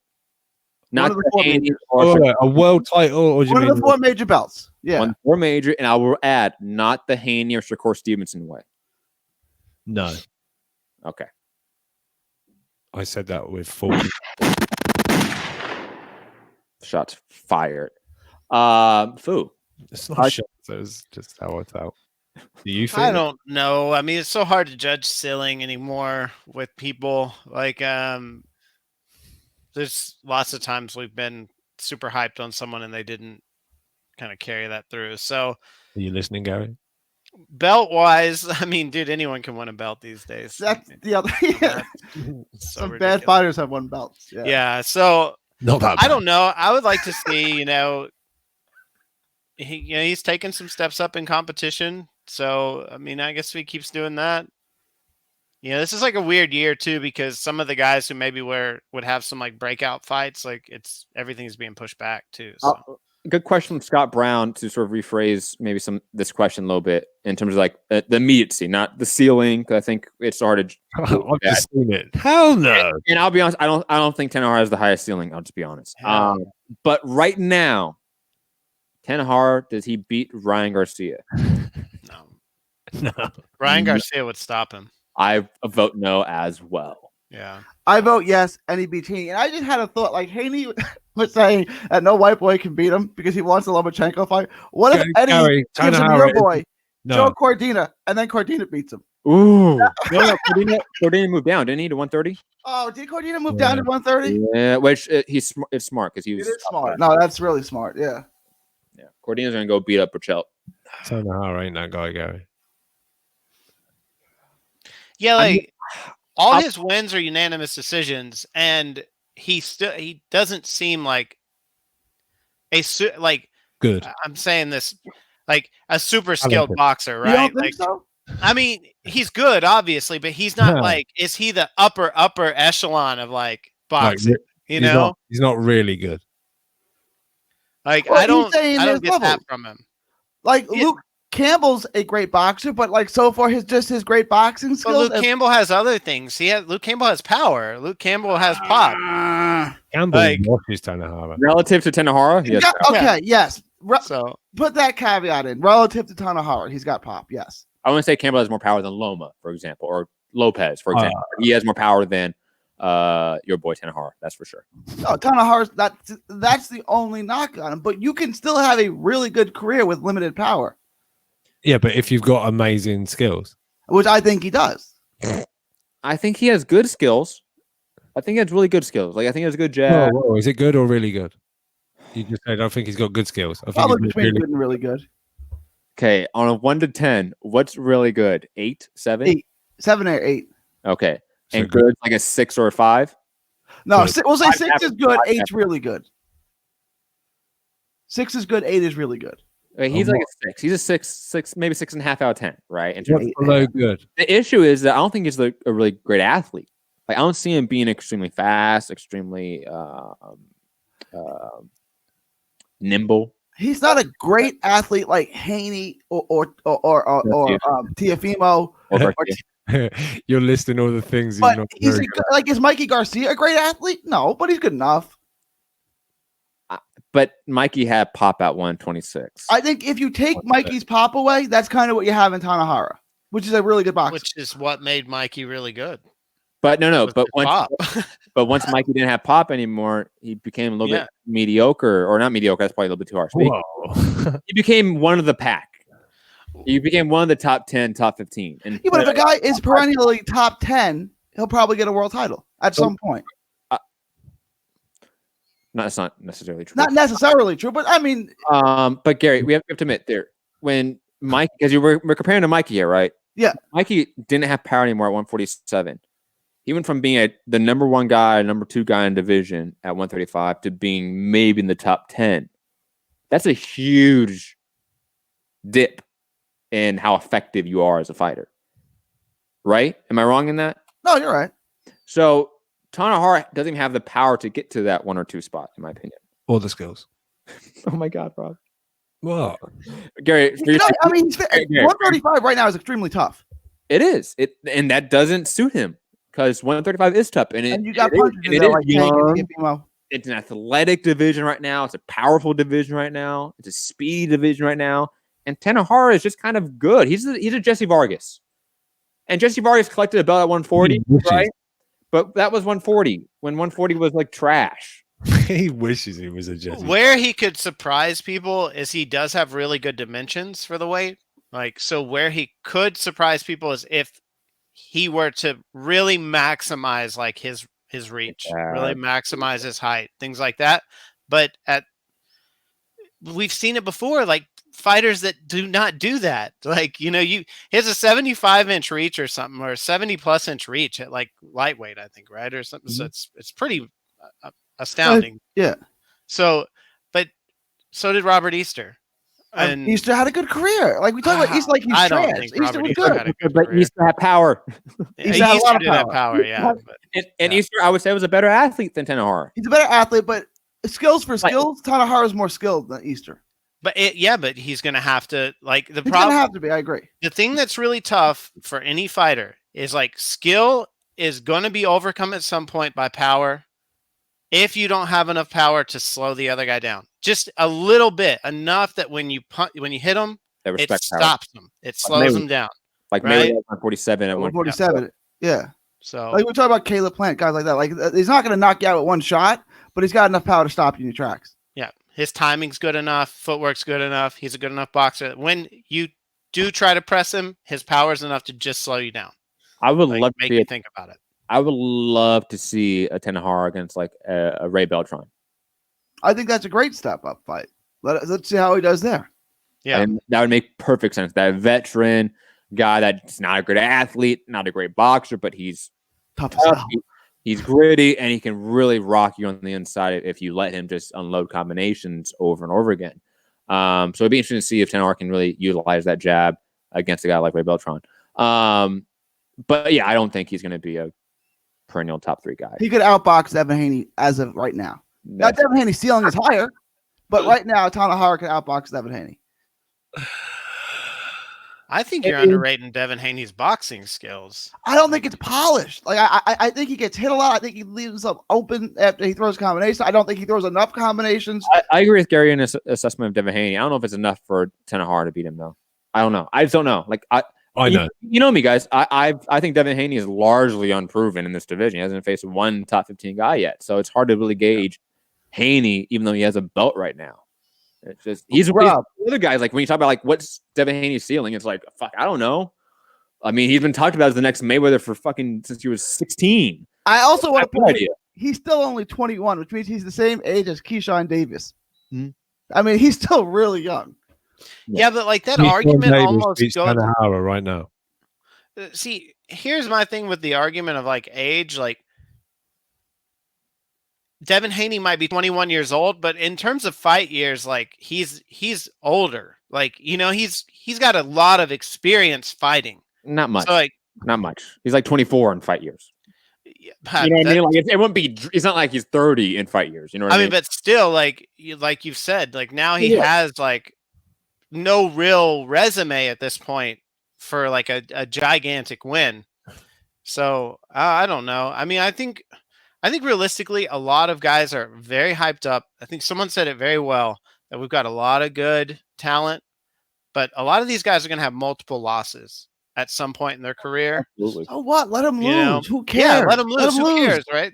But that's the point of the matter is like you might win a belt and it's not going to say like the most about you, and you might lose fights and it's not going to say the most about you. There was a point in the sport where like if you won a belt, it proved that you were really good in the sport. Those days are gone.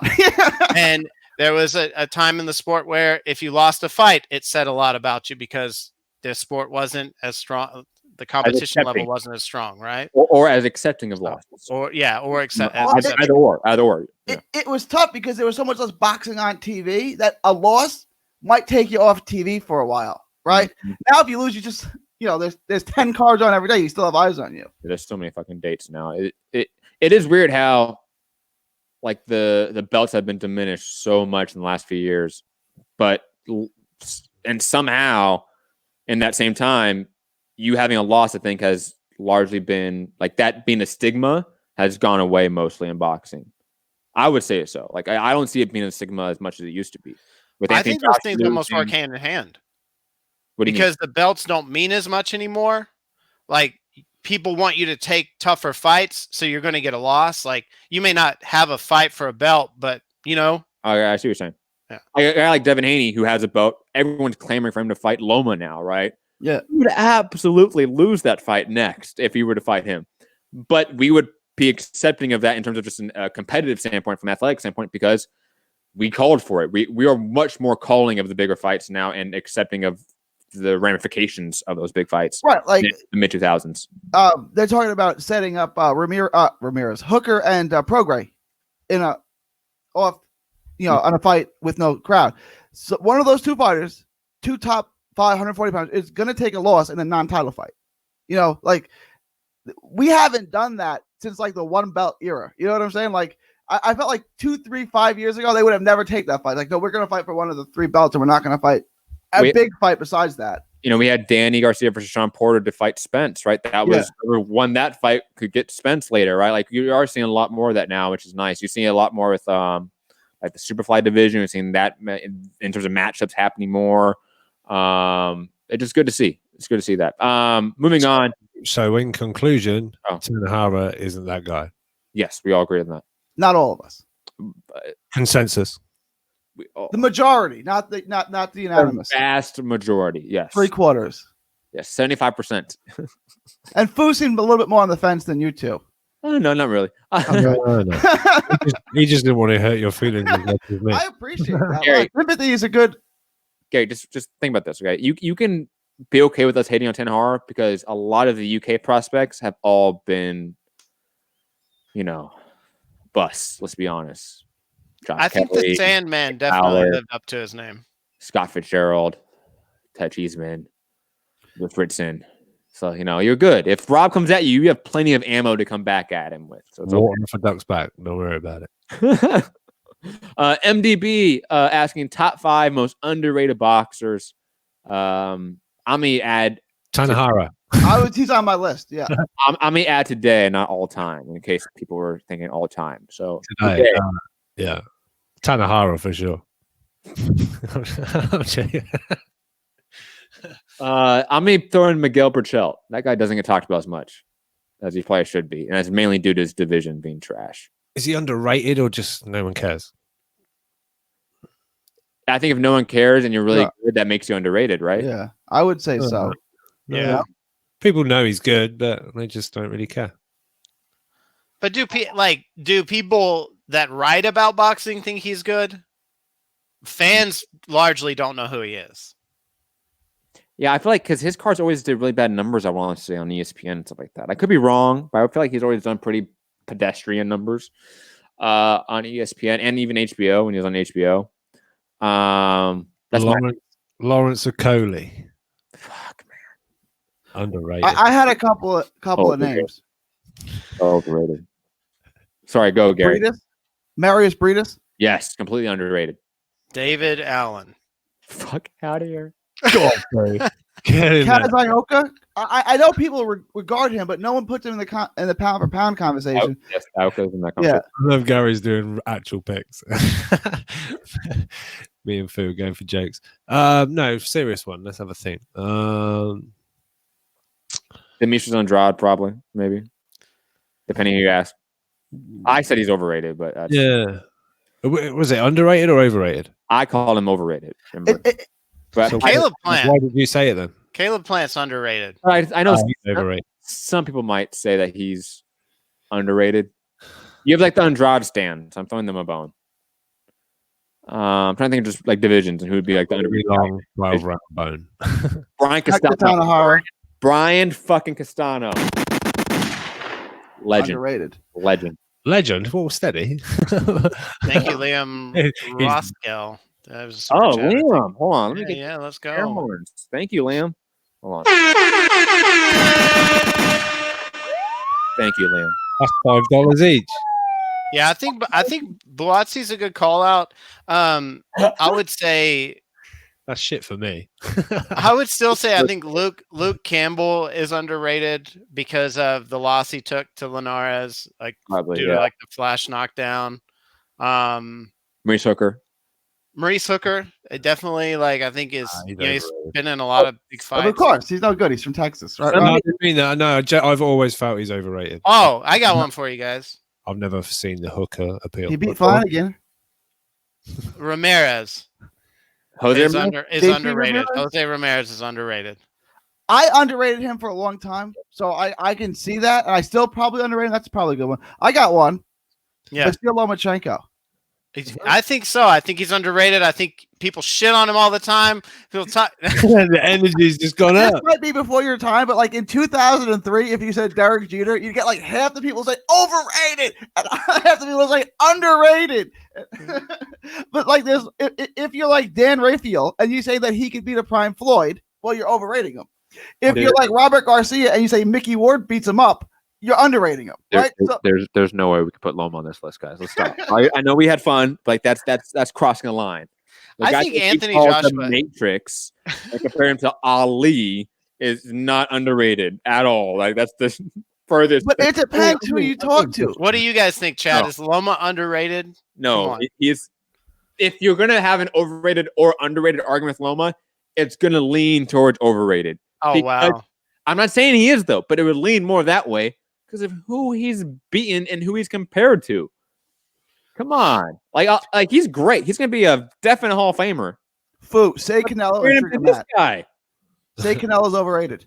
No, because I think I don't think Canelo's he is the best either. boxer in the sport right now. I just thought it would. Canelo is 100% underrated. 100% underrated Canelo.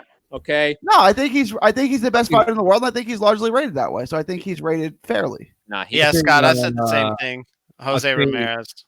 I think Joshua would be in the category of Accurately rated.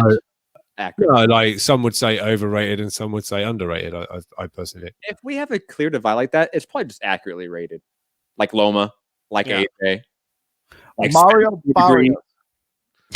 Overrated. Stop. Somebody bring up Jared Hurd. Maybe overrated. Dude, I don't know. He might be overrated. Garrett Russell. Somebody bring in Garrett Russell.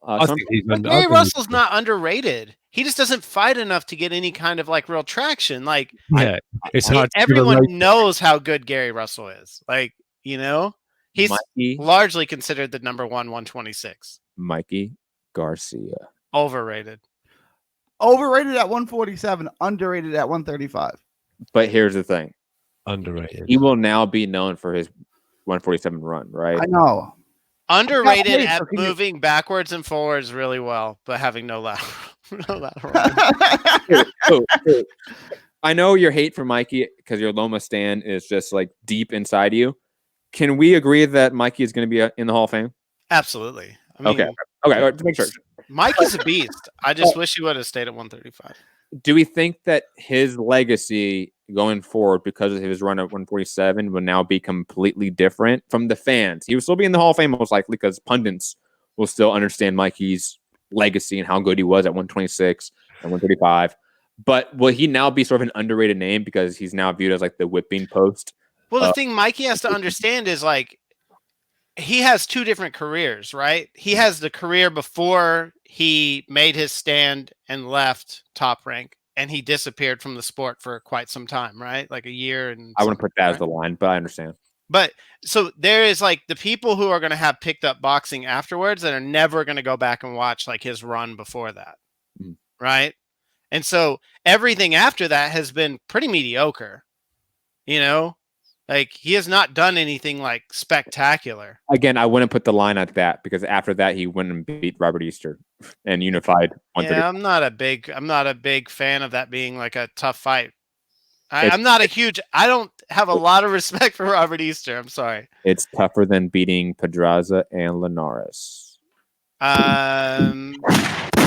Maybe. Oh, that's like a checkmate right there. You got to admit that was.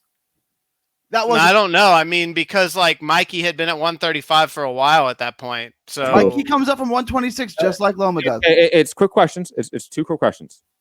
Easter versus Linares, Easter versus Pedraza. Who do you pick in those fights? Foo. Oh, I don't know, dude. I saw Easter versus. I got the gun to your head right now. Come on, you know you're picking Easter, but now you don't want to backtrack. Just No, Pedraza beats him easily. That's a fun fight, but Easter wins. Easter wins those fights, no doubt. Easter wins those fights. Those would have beat Easter. How about the hot take? I like it, bro. I like it. Hey, maybe. Who knows? But let's say the truth that Mikey looked not good at 140 and has not looked good at 147. And so people are going to forget those other things. He didn't look sensational at 140, but he's got good wins at 140. Easter and Lipinets. No. Oh, Easter was one of the Lipinets, and who else is at 140? It's just Lipinets. It's just Lipinets? Yeah. And Broner or something, but it was shit. Oh, that's right. It was a shit fight. That's right. He didn't look good against Broner. No, you're right. He won 9 rounds. I mean, what do you mean? No, it wasn't a shit fight. He looked fantastic. It's just that Pacquiao looked way better. I don't think he looked fantastic against Broner, but I don't. You wouldn't. I mean, yeah, Rob. Fuck off. Loma wins 9 rounds, and you guys say like, "Oh my god!" Now he's like fucking human. Pedraza touched blah blah blah. Like, it's so insane to me the difference that you guys have. Like, it's like, oh, Loma almost lost against Pedraza. Yeah, Pedraza won like 3 rounds because we hold him at such a high standard. Because he's not underrated. Okay, well, Mikey's going to the fucking Hall of Fame. So is Loma, and has looked like shit in like his last, like, let's say 5 fights nearly. Yeah, but he looks so much better at 126 than Loma did. Bullshit. Dude, Mikey was untouchable at 126. Bullshit. Mikey and Loma fighting at 126. Mikey wins that. Who are you guys going to take? You taking Mikey? I'm taking Mikey. Fucking literally. Oh, you guys are crazy. And Matt's a Mikey hater for the most part. Yeah, yes. I was always the Mikey defender. Maybe Mikey doesn't beat Loma at 126. Stop making fantasy fights anyway. They're never gonna happen. A, Loma versus Mikey. B, at fucking 126. 126 is way back now. We're talking. Like if they were like young again, Rob. Oh yeah. I don't know. Who cares? I was thinking of someone else that was underrated. I do like how he said underrated, out moving forwards and backwards, but overrated. That was going through. We have more questions unless you guys want to keep talking about underrated fighters. Chaz Witherspoon. Underrated. top 10 heavyweight, man. Let's be honest. Put the pause on Usyk. Anyway. No, I don't know. It's a difficult one. That's something that like I'll be watching a fight and then go, oh yeah, he's underrated. You know, it's hard to think on the spot. There's so many fighters. Callum Smith is going towards underrated status. Similar to like Mikey in a way, where like what you still think Callum Smith's the goods, but he's just underrated because of a John Ryder performance. No. I think a lot of people jumped off the Callum Smith bandwagon from that John Ryder performance. A lot of people did. And but I still think he's good. I still think like that fight doesn't disprove his ability. So you're Callum Johnson overrated. No, he's underrated because the perception right now is that he is overrated, but that's a wrong perception. So you think he's really good and he's currently underrated? No, he's yes. He's currently underrated. Sorry. Here's one, right? Because I was trying to think of a Brit who I thought was underrated. Callum Johnson. Yeah. He's underrated. Good. I want to see. He fought Better beef, and that's just like, you know, he did well for it, but then he got destroyed because it's better beef. But if like I want to see him fight someone else, like how do you think he could do against a guy like Bivol? No, Joe Smith Jr. Give me Joe Smith Jr. versus That's Callum. a fun fight.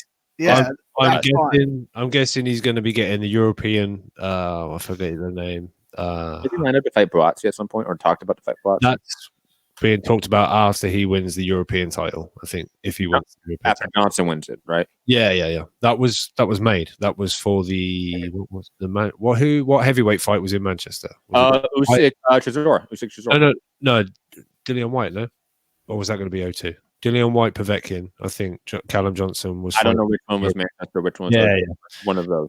Yeah. Sorry. Anyways, let's move on to some more questions because we've been on for a while, and I want to get to all of you guys' questions and topics. So you guys took the time to write out in the post. If Haney wanted all the smoke, this is from Scott Brown. If Haney wanted all the smoke and was the boogeyman and wanted to be the boogeyman 135, why didn't he sign with Top Rank? Haney is now Andrade with worse options on his side of the street. I will push back on that slightly. There are still some good names for him on his side. And it's not like Top Rank has a monopoly on 135 at all, I would say. It's got two guys. I think potentially undisputed on Top Rank side. They have the guy, but they don't have a lot of guys. That's what I'm talking about. No. I'm going to go with a hot take and say Haney versus Garcia is a bigger fight than Haney Lomachenko. No, but I like Haney that versus Ryan Garcia. Can I answer that question? I think it's twofold. I think A, because he offers a ton of money, like that's the obvious. Like he didn't sign with a promoter for so long. Like when I'm sure the money was right, and B, like if you have, like I said, I talked to Haney. If you see him, you know he ain't a 135 pounder for long. So his career is going to be, I think, ultimately, by the time he's 25, moving up, he's going to be a welterweight. Like he's that big. So I don't think long term he's a lightweight. So I don't think, a long term move, he cares who's at 135. And for now, he got paid. I don't think he was going to sign anywhere until that money was. I agree. And he does have like Campbell. He does have Ryan Garcia on his side. He does have certain names they can fight that are top 10 quality names. And like Rob said, I don't agree with it, but Ryan Garcia is absolutely a big fight for that division. Yeah, don't get me wrong. I don't think it's bigger than the Loma fight, but it's still a big fight. You're absolutely right about that. Yeah, I mean, don't get me wrong. Obviously, you were saying. I thought you said meant Mikey Garcia when you said. No, I think because that's not a hot take. Ryan Garcia and Haney is huge. I think it's going to be a huge fight. But don't get me wrong. I realize that the Loma fight would be for the undisputed title, undisputed franchise title. I will add that when you're referring to like Haney moving up at some point in years down the line or a few years down the line, his Matchroom deal could be up by then. Like I don't know how long his match. I don't know how long it is either. I don't know how many fights it is. I don't know how many years it is. I don't know the stipulations of his contract. I'm assuming it's not a long contract because no one signs long contracts anymore. That day has been gone for decades now. I would say largely. Well, Canelo did, but besides that, yeah. Canelo. But that's an outlier. Yeah, that's Canelo. Don't that compare anyone else to Canelo. Yeah, that is not normal. Like Mayweather's big deal Showtime was what, 6 fights? 6 fights. So and that was a long deal, right? That was like, whoa, 6-fight deal. I would assume in the next couple of years he could be a free agent again, and he could be at 140 or 147, and he could, feel his options again, 100%. 140 is usually a skip over division. Take a couple of fights there, maybe pick up a belt, and then it's 47. Like depends if 140 is still popping. Like 140 is still popping like it is. Yeah. Because if there's Jose Ramirez or Josh Taylor, who are top ranked names, let's say they're 2 years from now, and Haney's moving up within those 2 years, and that's completely possible. I could see him moving to top rank and having that fight, or like with Hooker and Ramirez, make a cross promotion fight. They've already done it before. It shouldn't be an issue. I also think that like the idea that these promoters can't make fights is a stupid talking point. They absolutely can't make the fights. We've seen it time and time again. They just have to be wanting to make the fights and willing to make the fights, and maybe sometimes take a lower end cut as a promoter or a network to get the big fights. That's all. We have to wish on the corporations to help us. Moving on, William Phillips, will boxing cards be deeper in talent now that many fighters potentially haven't fought at all this year? A hypothetical question. Question relates to only this year, of course, or whenever that year is we get back. I said this earlier on a different show. I think I was on with you, Gary, last week. I think you're going to see smaller cards, like 4, 6, maybe 8 fights tops on a card, but probably more to 4 to 6. And every fight have a name. I will say that. Not that the fights will all be great, but every fight will have a name, probably in a tune-up, trying to get everyone back into the mix, get the rust off. And that's what I see happening. If you think that's deeper, then you think that's deeper. Depends what you think that is. Guys? I think we're just going to get cards coming sort of thick and fast. I think might see some midweek shows and things like that. So I think it may not be deeper stacked cards, but we'll get a lot just like a revolving door. Like weekday cards, which I like that idea. Yeah, I think I say that because I think it's been mentioned that Eddie Hearns talked about it, like maybe like a Wednesday, maybe then like a Friday night, a Saturday, like really pumping these cards out quickly. So not necessarily deep stacked cards, but just we're gonna get a lot in a short amount of time, I think. Right. The reason why you do weekend cards, Saturday cards, is to get the attendance. Now they're not gonna. I'm assuming, at least in the relative near future, they're not gonna have crowds, so it doesn't matter. So just put it on a Thursday or a Wednesday or whatever. Just keep them coming. But I do think we're gonna get more stacked cards, and I think this may actually help because it's gonna have to bring purses down, right? If you have 4 top and no crowd, it brings purses down. That may be able to fix this bubble. Like, there might be a silver lining of all this, that like the purses start to come back down to normal. Well, I would say I don't think that we're going to get like more stacked cards because obviously there's going to be a financial component to not having fights for so long. Like, these companies are going to be largely in the same position a lot of companies are, that they're not going to have the money to fill those cards. So you're still going to have probably a similar situation of like 1 or 2 really good high-end fights, high-money fights, and then you'll have the rest of the card be filled by, fun fights that are people getting paid less. Like, I mean, they're not going to come out of this and have all this money to put on like 6 top names in one card. They're just not. I mean, what about the stimulus check? But here's the issue with that, because I think you're largely right. I think you're wrong. I'll put it this way. I think that for mainstream sports, there's no way a network could do that. They've stopped paying some sports, right? Obviously, the Zone stopped paying their sports fees during this time. But once sports resume, they're going to be owed to pay them. So that's going to happen. I also think that in terms of for like our sport boxers, they have far more leverage, period, let alone whenever we come back. Because boxing and combat sports, period, will be first probably to be back than any other sport. And because of that, the networks are going to be even more greedy for that content. And that means the leverage is even more so in the fighters' hands to now that could be true. Ask for bigger paychecks. So that could be true. Yeah, I don't see a pay decrease at all. I don't see a pay increase, but I don't see a pay decrease. I wasn't thinking pay decrease. I'm just thinking that there's not going to be as large a pool at that point from promoters because they haven't been making any money either right now. So, but if the networks are coming in to be like, we'll buy all this content because we don't have football. That's how it really is, right? Yeah, like, I mean, that might. The promoters get their money to put on cards from the networks. Yeah. The networks aren't paying any sports right now. So that money isn't going anywhere. All these billionaire hedge funds that are putting money to the Zone, or obviously ESPN has Disney, like they're just holding on to the money until sports comes back. I'm assuming that won't be an issue.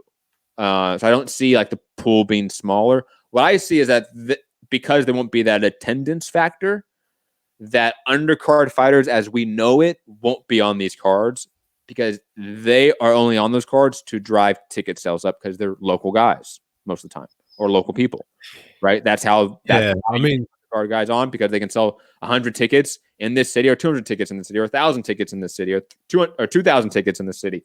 That's what matters. That won't be a thing anymore. So these undercard guys have no leverage now, in my opinion. Yeah, and I think what did Bud tell Chris Mannix the other day? Like he asked him about fighting behind closed doors. No, and he said, like no, because of the ticket money or something. And he said, well, they have to pay me more then. Yeah. Whereas others have been saying like, yeah, I just want to fight. I just want to fight. You know, I guess it's what level you are in the industry in your career. But he said they'll have to pay me more then because, you know, if it would have been in Omaha or, you know, sort of Drew Well in New York or whatever, then I'm missing out on a whole chunk of change from that. So, but he kind of was like, without fans, that's going to be just like weird kind of thing, you know, like it's going to be a strange. This is going to really hurt the undercard fighters, not the main event or co-main fighters, but like everyone else on that card who make a living, you know, just make a living, pay their bills off of this. $30,000 a year fighting 6 times a year. This is going to hurt them. I mean, they're not going to make any money. Yeah. It's gonna be interesting to see. I haven't read the article yet. I know Rob, you read the article, right? The boxing scene article from Dan Rayfield, who's now at Boxing Scene. Oh, just like how the maybe not the big guys, but like maybe the Lou DiBellas, and you know those kind of guys down that they're going to be hurting because a lot of it's tickets and yeah. It's already tough for those guys anyway. When boxing was booming, it was tough for them, but you know, in Foo's idea of like how a card will be structured, I think for the middle class promoters, you're absolutely right, Foo, that the pool will be shrink drastically because they don't have the TV money to rely on. Small hall shows are going to be. Is Golden Boy now a whatever you call it, middle-sized promoter? No, because they have a TV deal. They have a TV deal, right? They have a TV deal. And a megastar. Yeah, they have they have one star. Like if your whole business is built around one customer, your business is going to go. Virgil Ortiz. There you go. That's right. Hara. What are you doing here, man? As good as those guys are, and they're great, they're not stars. Virgil will be a star though, so that will carry the torch. Lord Jacob is asking, why has Wilder taken my trust and made a fool of me? First, costume malfunction. Then Fury, not the real champ. When Fury beat the Callahan auto parts brakes off his ass. Then he wasn't him. Where's Wilder at mentally? Is this a Jared Hurd effect thing? I think alluding to what Gary often talks about in terms of Jared Hurd's mental warfare, so to speak, in terms of how to deal with the fight now. Is this a Jared Leto thing? LOL. I don't know. ... I just don't know. I think that I don't know yet. Because Tommy Boy, right? That's off Tommy Boy, right? The Callahan Yes. Break. Yeah. Yes. It is. They're the best brake pads. Yes. That's it. That's what it's from. It's hard to tell with Wilder because he's always been so braggadocious when it comes to his interviews and how he talks about fighters and fights and everything like that. He's always been a little bit theatrical, right? So I don't know if it's him like mentally not dealing with the loss well, or it's just him being him. He's just an emotional guy. Like he's all over the place all the time. So I keep saying it. We will only tell when it comes to Wilder when that first bell rings and what that first round looks like. That's when you can finally tell if Wilder's made the adjustments, if Wilder is healthy, if the costume is too heavy, all that bullshit, right? We're gonna tell in that first round, or if it's just, hey, someone has your number, because that could be just it too. He's gonna come out in the same costume. I hope he does. I would. And everyone's gonna be like, "Damn, what? That was just an excuse." Yeah, that was just an excuse. It's interesting because I still think Wilder. I feel like he was overrated, and now he was so overrated, and now he's so underrated. Like he's still dangerous. Like that power didn't go anywhere. His timing and his ability to set up that right hand, which is the only thing he can do well, and he's got a decent jab now. That still hasn't gone anywhere. He still has that. He's still going to knock out almost every single fighter in the division. So no, I don't think he's made a fool of you, Lord Jacob. I think he's really good. Well, I think Lord Jacob was saying that he expected Wilder to take his loss like a man and just own up to it. And he's saying, no, he's come out and made all these excuses. Oh, that's embarrassing. I agree with that. And that's super embarrassing. Oh, Lord. I'll say this, Lord Jacob. First off, Gary, that was so funny how like sincerely you sounded. It made you into a fool. That's fine, man. It was like when I talk to my kid and like when he's crying, it's like, no, it's okay, man. Like trust me, it's all right. I think obviously like excuses are like it's not they're excuses, right? But like every athlete gives excuses. I hate it though. They all just say you lost. But I shouldn't say all, because there are examples of athletes I think handling it very well. I think Joshua handled his loss to Ruiz pretty good until he said the lucky punch thing, and then I was like, "Ah, shit, man, come on." Then again, that's what athletes need to do to psych themselves up. When we talk about that mental warfare about Jared Hurd, right? That's because he has now mentally defeated himself before he even stepped in the ring. Yeah. And so fighters, especially fighters, not just athletes, but fighters especially, they need to trick their brain into saying that I'm the baddest motherfucker in this ring. I'm the baddest motherfucker in the world. I mean, knock him out. Even if it's not true, because if you're not mentally there for a fight, you're in a fight. You're in a fight. You're not in a baseball game. You're not down on an 0-2 count. You're getting punched in the face. That's difficult when your mind's bobbled. When you're frustrated, it's hard. That frustration and your mind bobbling. That frustration. But I'll be real. Again, it'll probably be looked at as hate, but I just do not think he processed this loss at all. Listening to the PBC podcast, I don't know. I do think when he said, the 15 minutes before. A lot. I can't believe what happened to me 15 minutes. And I think that's basically like people say, don't say anything about the costume. All right.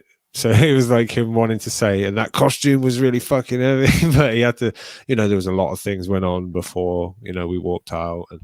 But I felt that like the time away, I don't know, but maybe it's just his ego and his character that he can't actually physically say Tyson was the better man on the night. Not come Why out. not though? Like he's the better man tonight. We'll fight again in August, and I'll be the better man then. I'll be ready after a couple adjustments. And that's not who Wilder is. He's not a super like self-reflective kind of guy. Like he's never been. Like when he says stupid shit, he never comes back and like is like aware of himself in that moment.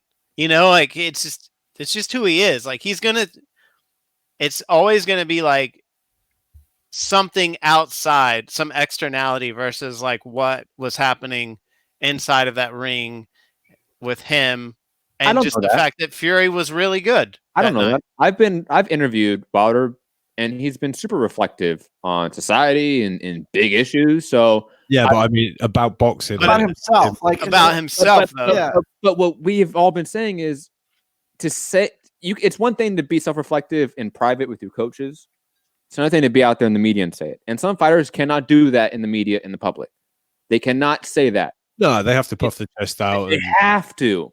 Yeah. I largely think that's what it is, because Wilder, like you said, Rob, I think he's always been this way. So, it's just but he's also always criticized other fighters for doing exactly what he's doing. Of course, fighters are hypocrites. Absolutely.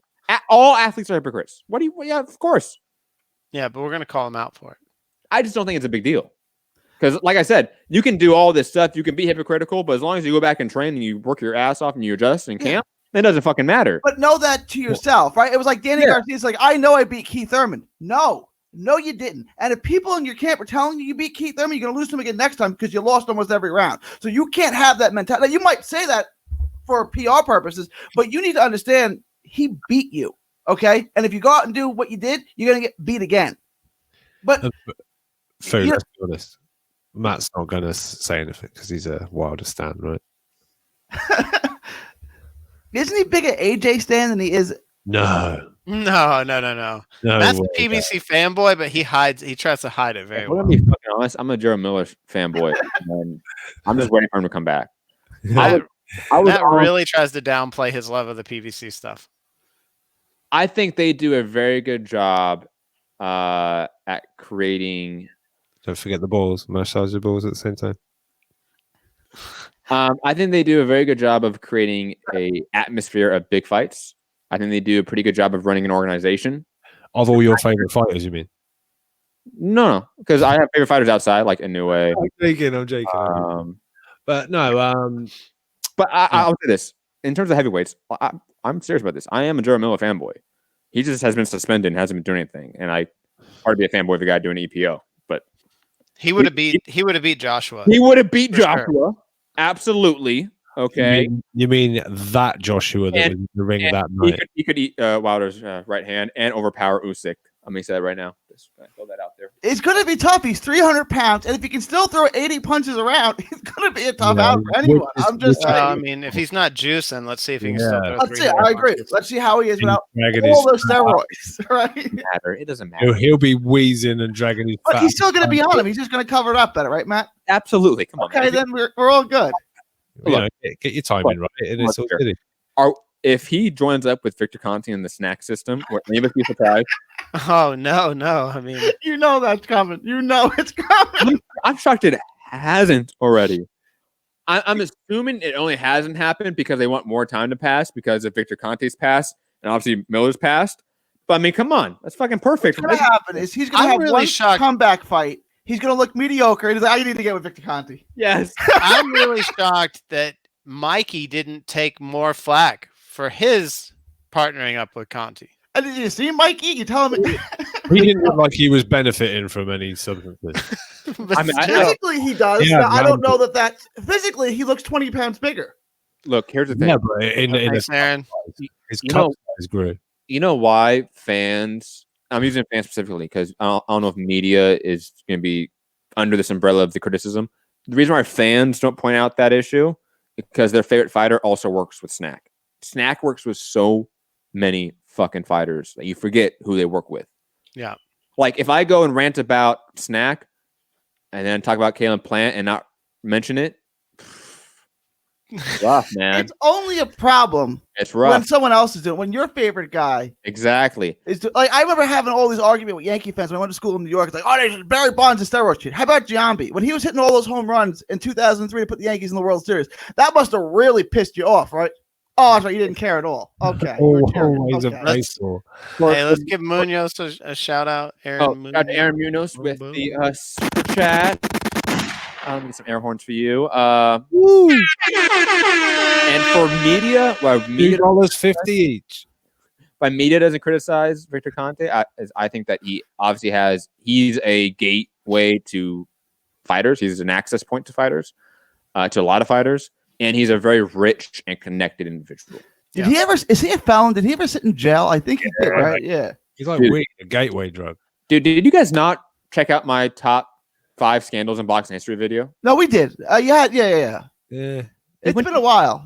I've watched a lot of YouTube in these 32 days. You have a doctor's note, okay? And I don't remember anything. Okay, Rob and Fu do not. I'm for it. My daughter plays me for a fool all the time. She'll be like, "Daddy, I asked you this." I'm like, "Oh, so it's not just us. All right." And you never, and she No. never asked you. It's not just us. Okay, cool. Good to know. What other questions do we have? Because I got to head out here shortly. Oh, that's it, guys. We can run out of here. Oh, nice, nice. We, No worries. We had a ton of topics we were going to address, so we're not going to address them on this show. We're going to come tomorrow and do a show tomorrow at 2 p.m. So I think Rob can jump on that one too. Want me to do earlier? I can do earlier tomorrow. I can do earlier. Just let me text me. I'll figure it out. We'll figure it out. Yeah. But I want to quick shout outs, not shout outs. I want to quickly mention, I should say.